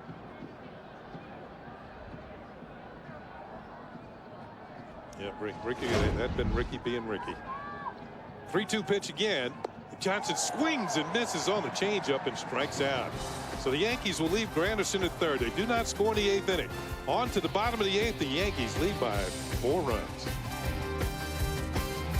Hello, we're from Mac Coffee. Bobby Brew, yes, a pot. We already get Green Mountain Coffee from WB Mason. You tell him, Stanley. Yeah, but our pot's cheaper. Yeah, but half of it gets thrown away. And you don't have the flavors we want. And only deliver once a week. You tell them, honey. Definitely not a bargain. WB Mason delivers fresh coffee every day, along with our office and cleaning supplies. You tell him, Stanley. Oh, no. Toyota customers are extremely loyal. In fact, thanks to our customers' continued support, Toyota was the #1 car brand in retail sales last month, and we're keeping the momentum going. Take advantage of great deals like 0% APR for 60 months on a new 2010 Toyota Camry, or lease a new 2010 Camry for just $189 a month. Plus, for a limited time, get a free 2-year maintenance package when you buy any new Toyota. Toyota, moving forward.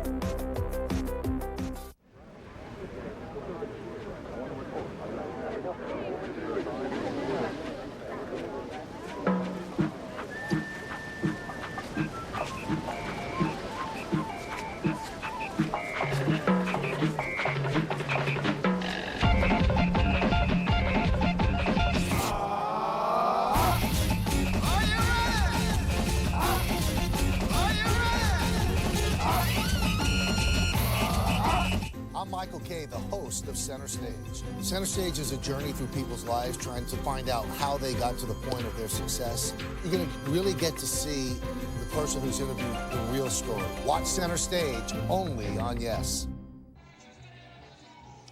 We're back in Oakland, and now it's time for the Land Rover drive of the game. The Land Rover drive of the game happened in the top of the 5th inning. Alex Rodriguez, no doubt about this one, a 3-run shot, his 2nd of the year. And that is your Land Rover drive of the game. Number 585 of his career. Leading off the bottom of the 8th inning for the Athletics. That's a lot of home runs. Number 8, Kurt Suzuki. Defensive change for the Yankees. Nick Swisher out of the ball game. Randy Wynn comes on in right field. Stretching things out. Chilly evening here in Oakland. Bottom of the 8th, the leadoff man for the A's will be their catcher, Kurt Suzuki. Had a 2-run homer, his 2nd of the year. And that was in the 6th inning. Jabba Chamberlain, first pitch is fouled off to the right, into the seat, strike 1. Jabba came on last inning with 2 outs. And the bases loaded and struck out Kevin Kuzminoff.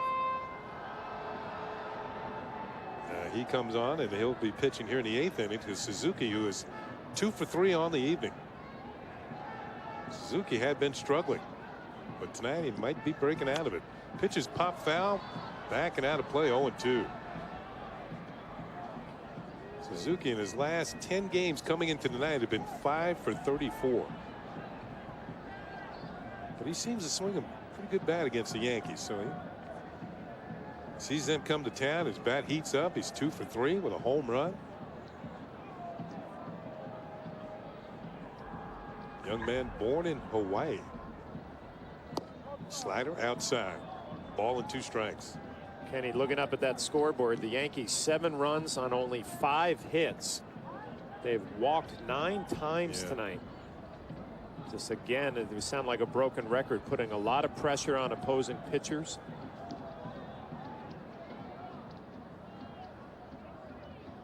Foul back. Suzuki has a good swing. How many of those walks have scored? 1, 2, 3, 4, 5 of them have scored. So 5 of those, would you say 9 walks, have come around to score for the Yankees tonight. So the patience has paid off at the plate. Jabba ahead on the count, a ball and 2 strikes on Suzuki.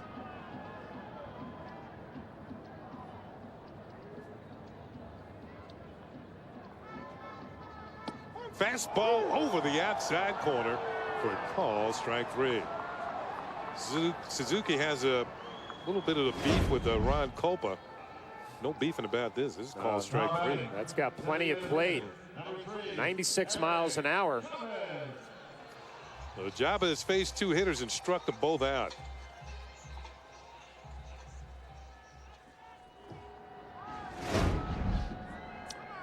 That is former A third baseman Carney Lansford. He can pick it. Pitch is over the outside corner to Chavez for a strike. He could hit too.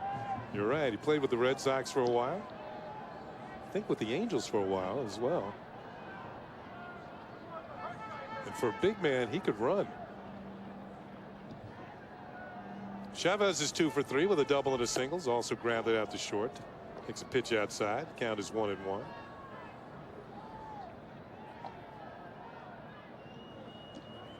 You know, Kenny, a lot has been made of Jabba Chamberlain, and velocity maybe not where we're used to seeing it earlier in the year. And I had a great conversation with Jeff Nelson, old Yankee reliever, and some of their great teams.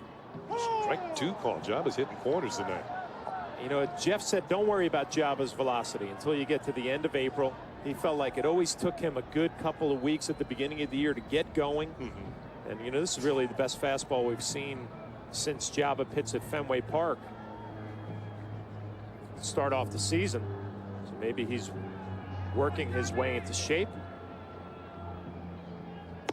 High and outside, 2-2. Good fastball tonight, 96. Mentioned 2 batters faced, 2 strikeouts. Just saw that shot we took of Carney Lansford on camera. He actually works the pre and post game shows for the A's. 2-2 pitch to Eric Chavez, hits a bounding ball foul, and the count will hold at 2-2. We haven't seen Chavez for a few years with those back problems, the surgeries that you mentioned earlier, but looks pretty good swinging the bat tonight. Has a couple of hits. He only played 8 games all of last year.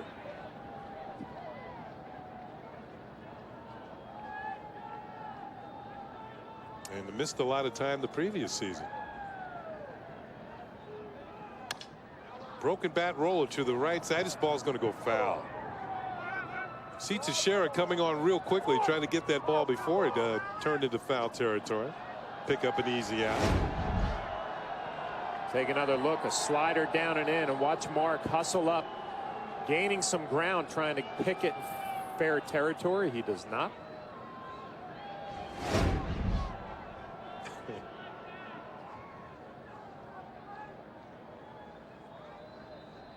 Teixeira actually started out as a third baseman. Then was moved to the outfield for a little while, but he certainly found a home over at first base. When he first got to Texas, Rafael Palmeiro was at first base. Once again, a 2-2 pitch. Another bouncing ball foul, no doubt about that one, as it rolls over into the Yankee dugout. That's Thursday's starter, CC Sabathia. He's been on a roll in the early going here. He put on a clinic his last outing on how to pitch ahead in the count. He's throwing all of his pitches for strikes early. It felt like the whole ball game 0-2, 1-2. Then expand the zone. Yeah, it's tough to beat. Swing and a miss, strike 3. Jabba heated him up with a 94-mile-per-hour fastball. Faced 3 hitters, struck out 3 hitters.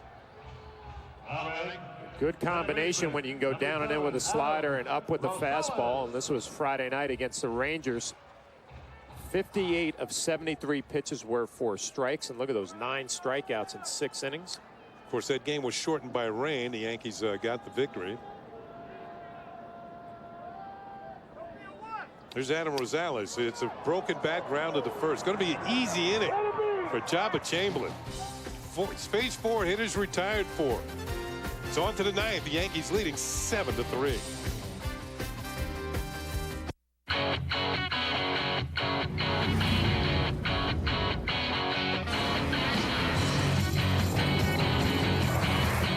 The new 2010 Range Rover Sport, powered by intelligence. Hey, Katie, how are you? Should I get a perm? Ooh, that's an interesting question. She's always talking about me in meetings. I mean, it's just so rude. When did you video me dancing? Posting it. Do not post this. I'm not gonna grow a beard because then I'll look ridiculous. Where am I? By the way, Katie, Tillamook is beautiful this time of year. Oh, really? We should go camping. AT&T 3G. Talk and surf at the same time. This Mother's Day, get 50% off all messaging phones after mail-in rebate, like the Pantech Reveal, only from AT&T. To many, the open water represents freedom. There are no lanes to follow, no crosswalks to slow you down, or signs to tell you where to go, which might mean having to stop at a moment's notice. Sea-Doo is the world's first and only boat with a brake for a whole new level of safety. And with 88% purchased a decade ago still out there today, you'll enjoy the thrills for years to come. Sea-Doo, reinventing the way you ride. Winner of the highest predicted residual value rating in its class, 5 years in a row. The new 2010 Range Rover Sport. Powered by intelligence.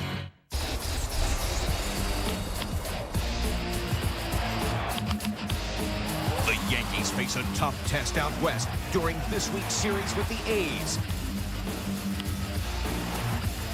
Yankees, A's. Complete coverage starts tomorrow at 9 with batting practice today, only on Yes. Fans next Wednesday, Long Island native Boomer Esiason sits down for an all-new GMC Presents Center Stage with Michael Kay.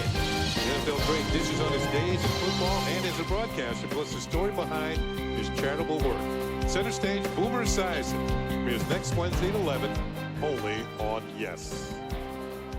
New pitcher for the A's, right-hander Brad Ziegler will face Mark Teixeira. And Teixeira takes a pitch for a call strike. Teixeira has scored a couple of runs tonight. As you look at Ziegler's numbers, this will be his 8th game. 5 walks, 5 strikeouts. Off-speed pitch is fouled off, and it's 0-2 on Teixeira.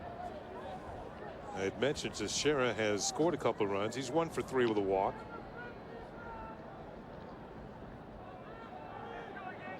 They followed by Alex Rodriguez and Robinson Cano. 3, 4, and 5 for the Yankees here in the 9th inning. They have a 4-run lead. Sinker low and away. 2 balls and 2 strikes.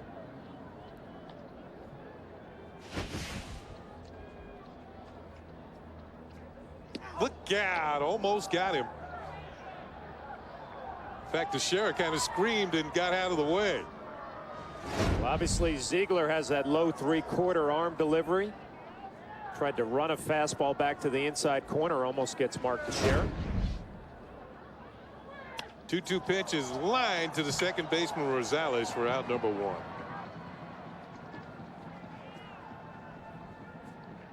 Hit it on the nose, but you can't guide it, and there's 1 out. Alex Rodriguez had an interesting night going. He's walked 3 times, got 1 official at bat, hit a home run. Well, this is a tough at bat on a right-hander that drops down. See how Alex does. It's that first pitch for a call strike. Flash, I always felt pitchers like this, because of their delivery, the first strike, they aim for the middle of the plate, thinking the delivery is completely going to throw off the hitter. Then they start to work for the corners. Strike 2, 0-2 to Alex Rodriguez. Well, it's just an uncomfortable at bat because you're not used to seeing guys throwing from down here. You always set your sights up high, almost at a pitcher's cap. Just a little low on a breaking ball. 1 ball and 2 strikes. Actually figured it out a little later in my career, Kenny. I would look at the hip of a sidewinder, you know, kind of set my sights a little lower somewhere around here and hope you get a pitch that comes out of that slot. Call strike 3. A-Rod knew it. As Ziegler picks up his first strikeout. Talked about the arm angle. He runs a fastball out on the outer half, runs it back to the corner, and Alex Rodriguez gets locked up. And a lot of walks and a lot of strikeouts in this game. There are 20 strikeouts in this game. 10 for each team. So 2 outs, nobody on. Bring up Robinson Cano, who's walked twice and struck out twice. So Cano is kind of the story of this game. You got no contact night going. That's odd for Cano. There's some contact, but he pulls it foul.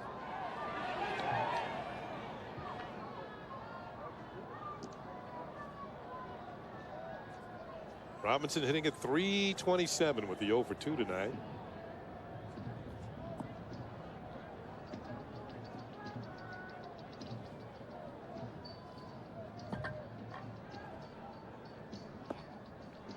One ball and one strike. Damaso Marte warming in the Yankee bullpen. Looks like he'll be coming in the bottom of the ninth. Yankees with a 4-run lead.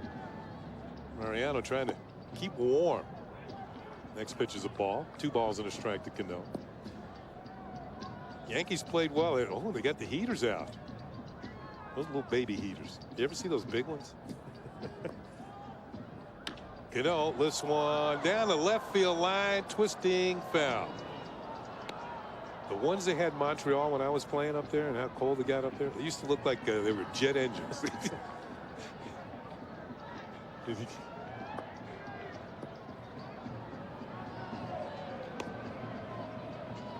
Remember one year Flash playing up there. It was June the 9th and it was snowing. Wow. I mean, not a full-fledged snowstorm, but this whatever was coming out of the sky was kind of floating down. Full count now on Cano.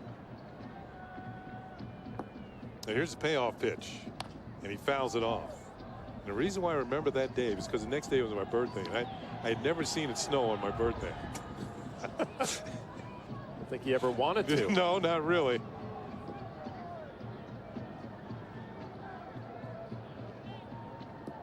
So Cano has worked it to a full count. He has yet to put the ball in play tonight. And he still hasn't. He walked for the 3rd time. So Cano, 3 walks and a couple of strikeouts, is aboard with 2 outs here in the 9th inning. I don't know if that's a personal high for Cano. 3 walks? Yeah, 3 walks in a game. Something you do not see very often. Here's Posada.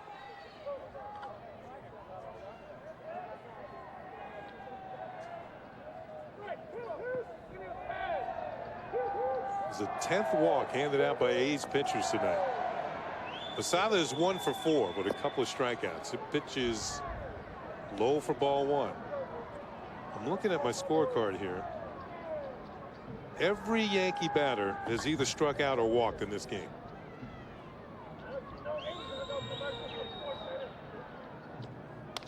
Bouncing ball to second for Rosales. He gobbles it up, throws out Posada, and it's on to the bottom of the 9th here in Oakland. The Yankees have a 7-3 lead. Damaso Marte trying to pick up 3 outs and preserve a victory. I've been told to desire a red Italian sports car. I've been told beige and predictable fit my lifestyle. We've been told hollow status symbols are the goal. I've been told it captures my essence.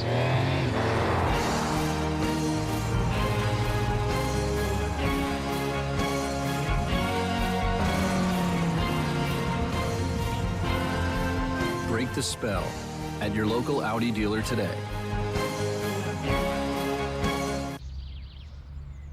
Hey, how you doing? Hey. Great game last night, huh? Oh, yeah. Total domination. Unbelievable. Forget about it. Hey, fellas. This is Tom. This is the first day. I'm wicked psyched to be here. You guys ready to rent some cars?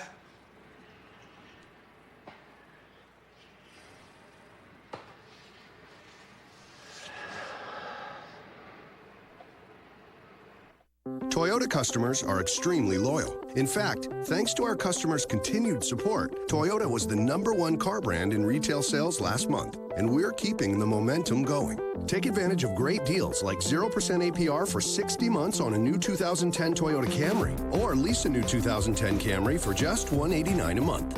Plus, for a limited time, get a free 2-year maintenance package when you buy any new Toyota. Toyota, moving forward. Yankee Baseball on Yes is brought to you in part by Jack Daniel's Tennessee Whiskey. Please drink responsibly. By J&R Music and Computer World. And by IOTV. IOTV offers you incredible HD picture and sound. HD is free with IOTV. That is the Tribune Tower.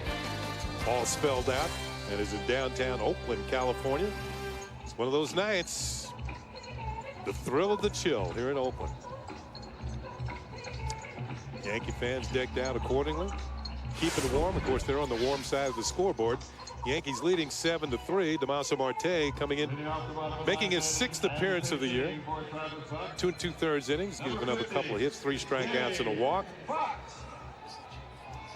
The A's are going to go to the bench for a pinch hitter. Jake Fox is going to hit for Travis Buck. Buck, while he was in there, was 1 for 3 with a solo home run.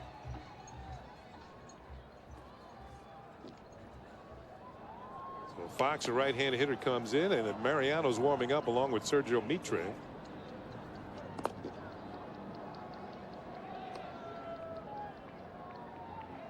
Fox takes the first pitch from Marte upstairs for ball 1. Yankees trying to get off to a good start on this road trip. There are the numbers on Fox this season. Home run, 4 runs batted in.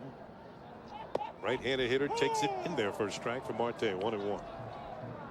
As Marte's in this ball game trying to close it out, I guess the story of the game, Javier Vasquez. 5 1/3, 3 runs. I think we saw some improvement from Javi Vasquez tonight, Kenny. Well, he's got a chance to get a win. That's number 1. And 6 strikeouts, maybe 2 home runs. That is low, and it's 3 balls and a strike on Fox. Good job by the Yankee bullpen. Boone Logan hitting in the 3rd. No runs, couple of hits, strikeout and a walk. Job of Chamberlain, excellent. Faced 4 hitters, struck out 3 of them. Ball 4. So Jake Fox picks up a leadoff walk here in the 9th inning.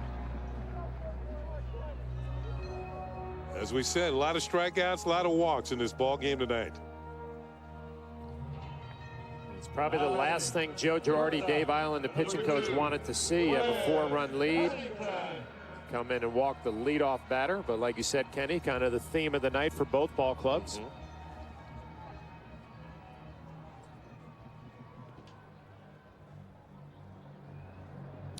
Number 9 hitter, switch hitting shortstop Cliff Pennington, who's 0 for 2 with a walk.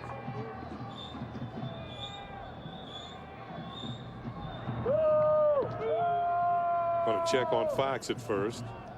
Well, there's really no reason to be throwing over except to give Mariano a little bit more time, and that's exactly what happened. Here comes Joe Girardi.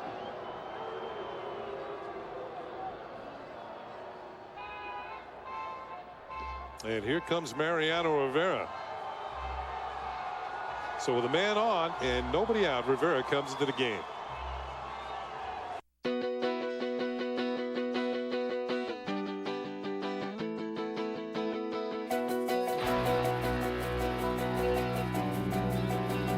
Introducing the all-new Kizashi from Suzuki. Words don't do it justice, but they're giving it their best shot.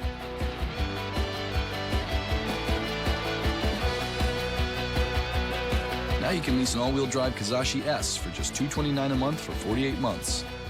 With the new Geico Glove Box app, you can get help with a flat tire. Find a nearby tow truck or gas station. Call emergency services. Collect accident information. Or just watch some fun videos. It's so easy, a caveman can do it. Unbelievable. Where's my coat? It was suede with the fringe. Download the Glove Box app free at geico.com. BACCALAUREATE, baccalaureate. Correct. Since this competition has been continuing for 48 hours and we have yet to eliminate anyone, it is the decision of this board to declare all 20 contestants winners. You have all competed admirably. Admirably. ADMIRABLY. Admirably.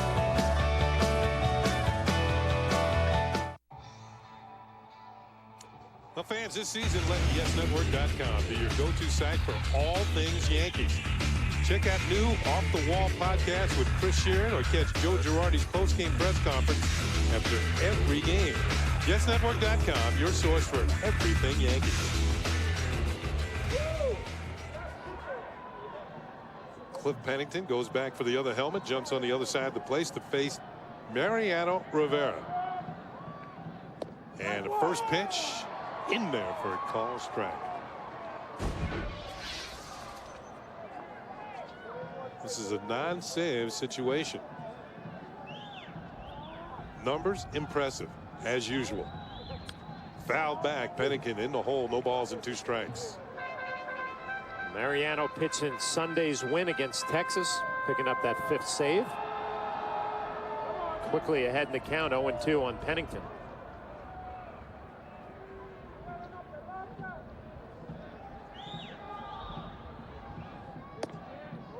High and inside, a ball and 2 strikes. Yankees trying to get a leg up in this 3-game series.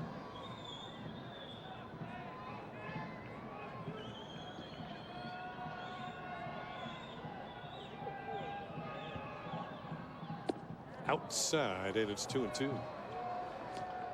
And continue their winning streak. If they win tonight, it'll be 5 in a row in the win column. 2 balls, 2 strikes, nobody out. Bottom of the 9th inning. Yankees up by 4, trying to close it out as Mariano Rivera. Swung on and missed. Strike 3. Looked like he went upstairs on him, and Pennington fouled him. Pennington shaking his head a little bit, swings at a pitch up out of the zone. Mariano Rivera cutter always has a little bit more life than you think it's going to have, and just beats him up top. Pinch hitter now for Rajay Davis as Bob Guerin, the A's manager, goes to his bench for Gabe Gross. Gross, a left-handed hitter. Yankee fans might remember him with the Tampa Bay Rays the last few years. Signed by the A's as a free agent over the winter. First pitch, low and inside, ball 1. He has some history against Mariano. 3 for 9, 333 in his career. Well, Gross comes off the bench to hit for Rajay Davis, who is 1 for 4 with an infield single and a couple of strikeouts. Foul back to the screen, and it's a ball and a strike on Gross.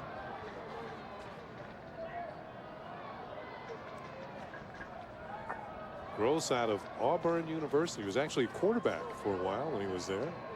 Switched over to baseball. Former #1 draft pick of the Toronto Blue Jays. Ooh, foul tipped.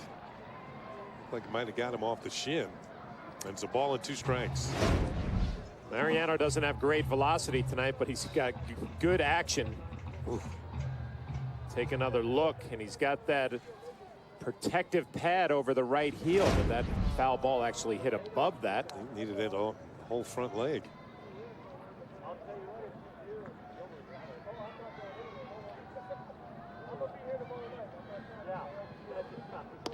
Inside, and it is 2-2 on Gross.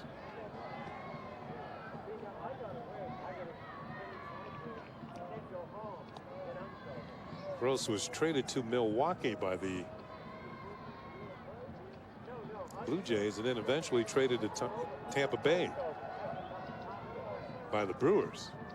Pitch is on the way, and it's on. Ground ball to second, Cano. This could be 2. To Jeter for 1. On to Teixeira, and there's your ball game. A 4-6-3 double play, and the Yankees have put this one in the win column. They have now won 5 in a row as Mariano Rivera does come on and pick up the last 3 outs of the ball game, and the Yankees win this one by a score of 7-3, despite only getting 5 hits in the game. And the Yankees extend their American League record of errorless ball games here in April. They have now played 11 consecutive games without an error.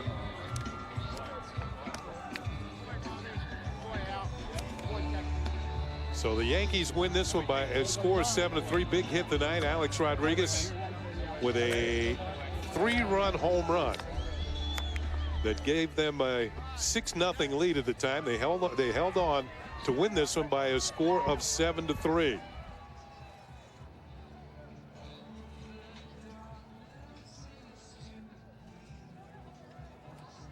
Yankees winning the first game. They will come back tomorrow night here in Oakland. They'll have Phil Hughes.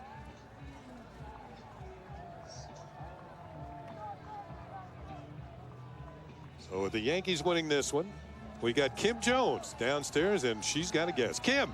Yes, I have the guest who hit that very far home run. Alex, you walked in your first 2 plate appearances.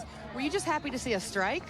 Well, I mean, that was our game plan coming in. Just make sure we swing at strikes and not try to do too much. And worked a 2-1 count and got a good pitch to hit and put a good swing on it. A good swing, I'll say. Does it feel different when you swing one like that?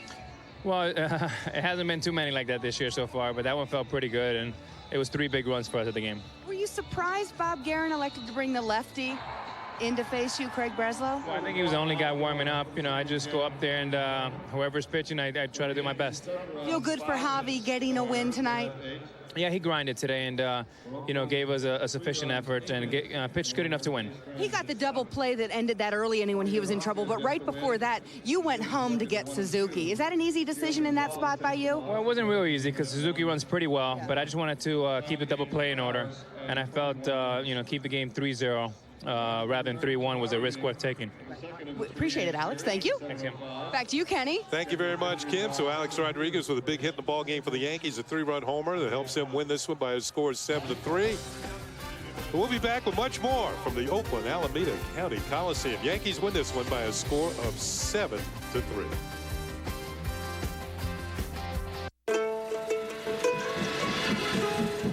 Was it the number 7 train that carried his barrels across the land?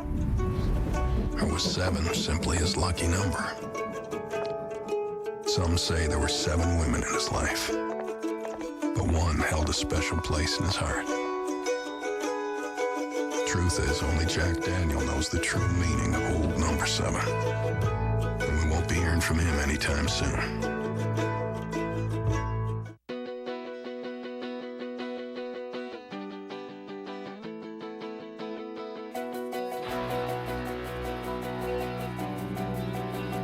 Introducing the all-new Kazashi from Suzuki.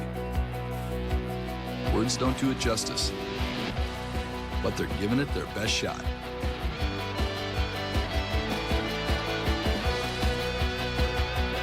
Now you can lease an all-wheel drive Kazashi S for just $229 a month for 48 months. Have you been wondering why you've never seen that guy or girl out before? It's because the coolest people are calling Quest and having the best time. There's always someone to connect with, and you can call anytime. Best of all, it's free to try, and you won't believe how easy it is. Being part of the best party in town is exciting and always full of fun, 24/7. Why don't you pick up the phone and call Quest right now? You never know who you might meet.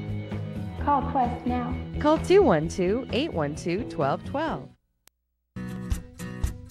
Change the way you feel about moving with one call to DirecTV. Then experience our award-winning customer satisfaction, including free professional installation at your new home, a free DVR or HD receiver upgrade. Plus, ask about getting 21 of the best movie channels free for 3 months. It all adds up to over $200 in additional savings. The 5-Star Movers Connection. Compliments of DirecTV. I was definitely excited for the opportunity. I wanted to win. Our system is producing, and is producing via trade. The latest Bronx Bomber highlights. What a way to break in as a New York Yankee for Curtis Granderson. And pinstripe exclusives you won't find anywhere else. You have to feel good in your ready position. Yeah, baby! Woo! Nancy Newman hosts Yankees Magazine. New episodes every week, only on Yes. Well, the Yankees win this one by a score of 7-3, no halfway about it. They got the job done tonight as they beat the A's in the opening game of this series. Now it's time for the plays of the game, brought to you by Geico. 15 minutes could save you 15% or more on car insurance. Well, there were a couple of Geico plays of the game, and they were defensive. Alex Rodriguez in the bottom of the second gets the first out. Kurt Suzuki. And then Javier Vasquez, a nice job fielding the line drive over to first base for a double play. And then the fifth, another double play. Good scoop by Derek Jeter. Those are your Geico plays of the game. Well, fans, you want to stick around for the post-game show to find out who's tonight's Chevy player of the game. Let's check out the final totals for tonight's ball game. The Yankees won it by a score of 7-3. 7 runs, 5 hits, no errors for the Yankees. For the A's, 3 runs, 8 hits, They too didn't make any errors. Time of ball game 3 hours 21 minutes. The winner, Javi Vasquez, like the other Yankee starters now has a victory. He's 1-2 on the year. Gio Gonzalez takes the loss. His record drops to 1-1. Vasquez 5 1/3 innings, 6 hits, 3 runs, 3 walks, 6 strikeouts. Alex Rodriguez walked 3 times and 1 for 2 with a 3-run homer. Kurt Suzuki 2 for 4 with a 2-run homer for the Oakland A's. Well, coming up on the Yes Network, stay tuned for the W.B. Mason postgame show with Bob Lorenz and Kim Jones. Special thanks to senior producer Bill Bowen, coordinating director John Moore, vice president of operations Ed Delaney, our supervising producer Woody Fryman, and the executive producer is Mr. John Filippelli. Join us again Wednesday for Yankee baseball as the Bombers take on the A's from Oakland. Coverage begins on Yes at 9 p.m. Once again, the final score, the New York Yankees 7 and the Oakland A's 3. We'll be back with some final thoughts. But for now, let's go to Bob Lorenz in our Yes Studios.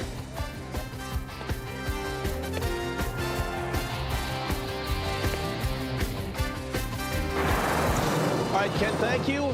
A good morning to you, and welcome to this edition of the W.B. Mason Yankees postgame. So the Yankees begin their West Coast road trip in good fashion, beating Oakland tonight 7-3. Now, the storyline going into this game, Javier Vasquez, the starting pitcher, was the only starter amongst the Yankees that needed to get some things right and get his first win of the season. Well, he gave him 5 1/3 innings tonight, then handed things off to the bullpen, and the bullpen came through. But there was a tight spot, 7th inning, we want to show you, because Boone Logan had gotten the first 2 outs, given up a couple hits and a walk. Jabba Chamberlain comes in with the bases loaded and 2 outs and comes up with a big strikeout right there. He would go on to strike out 3 of the 4 batters that he faced, hitting as much as 96 miles per hour on the radar gun. So Jabba looking very good, helping preserve this 7-3 win. Here's the total body of work for the bullpen. 3 2/3 innings tonight, no hits allowed, no runs, 4 strikeouts. And again, the bullpen sealing the deal to help Javier Vasquez, get his first victory of the season. All right, time to announce our Chevy. Oh, by the way, let's take a quick look, at Alex Rodriguez. Oh, a Chevy player of the game. Here he is. The honor goes to Alex Rodriguez. Oakland would rally, but A-Rod first blew the game wide open with a 3-run homer in the 5th. That was his 2nd homer of the year and career home run number 585. He is now just 1 behind Frank Robinson for 7th place all time. Alex also drawing 3 walks. All right, so now we want to take a look at the updated standings. Why? Well, the Rays ended up losing with the Yankees winning their percentage points ahead of the Rays now in first place alone in the American League East, a half game up on Tampa Bay.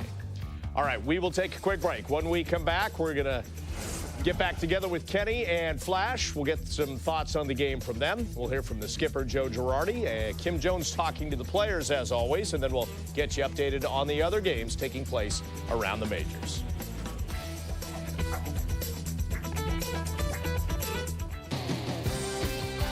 The Yankees postgame show on Yes is presented by W.B. Mason.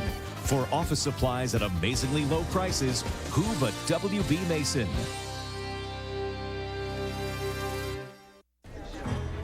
We interrupt Stanley's story to bring you a commercial.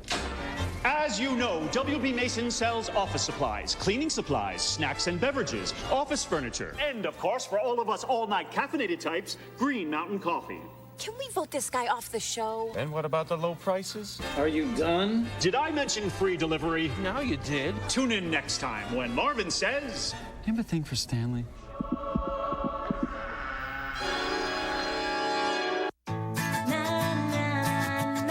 This year, get the most out of your lawn with the fertilizer that gives you the most for your money. Scott's Turf Builder. It has what other fertilizers don't. Scott's patented all-in-one granule. Every key nutrient combined into a single particle, so every part of your lawn gets more even feeding. Bargain brands have separate nutrients on separate particles, so feeding can be hit or miss. And a lot of what they give you isn't even food, it's filler. Some have up to 40% sand, sawdust, even gravel. But Scott's Turf Builder has no filler. It's 100% food. The perfect balance of nutrition lawns need to be beautiful, durable, barefootable. It all adds up to the Scott's advantage. It's a difference you can see, a difference you can feel. It's a difference you can enjoy. And now, it's up to $5 off your next purchase. Go to scotts.com to get your coupon. For a lawn that can't be beat, get a fertilizer that can't be copied. Get the Scott's Advantage.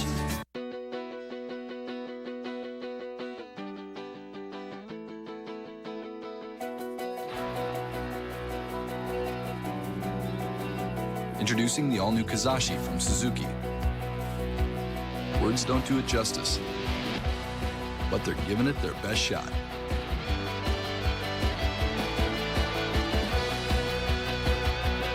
Now you can lease an all-wheel drive Kazashi S for just $229 a month for 48 months.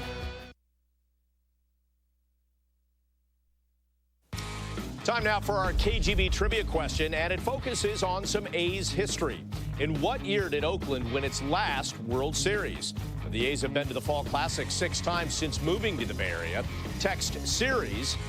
You text it to 542-542, and you'll get the answer.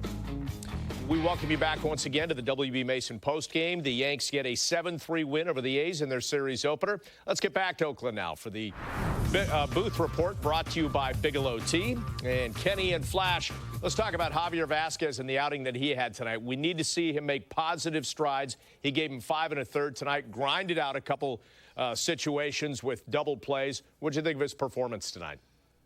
Well, I thought he was good enough, certainly, to get a win. I'm sure he feels good about that. Only for the first time in his career he lost the first 2 starts of a season. So certainly he was due. The other pitchers have been performing well for the Yankees, the starters. And I would say, for him, he would say it was an improvement. Yeah, there is some room for improvement. I thought maybe B-, today with this outing, maybe C+. But I think Javi's going to tell you he's going to pitch a whole lot better. There was still some pitches that maybe mechanically he was rushing a little bit and they were ending up a little wide right. But all in all, he picked up a win. He filled up that column, and now you look forward. You know, as he got into the 6th inning there, you brought this up, Flash. He was at about the 100 pitch mark, and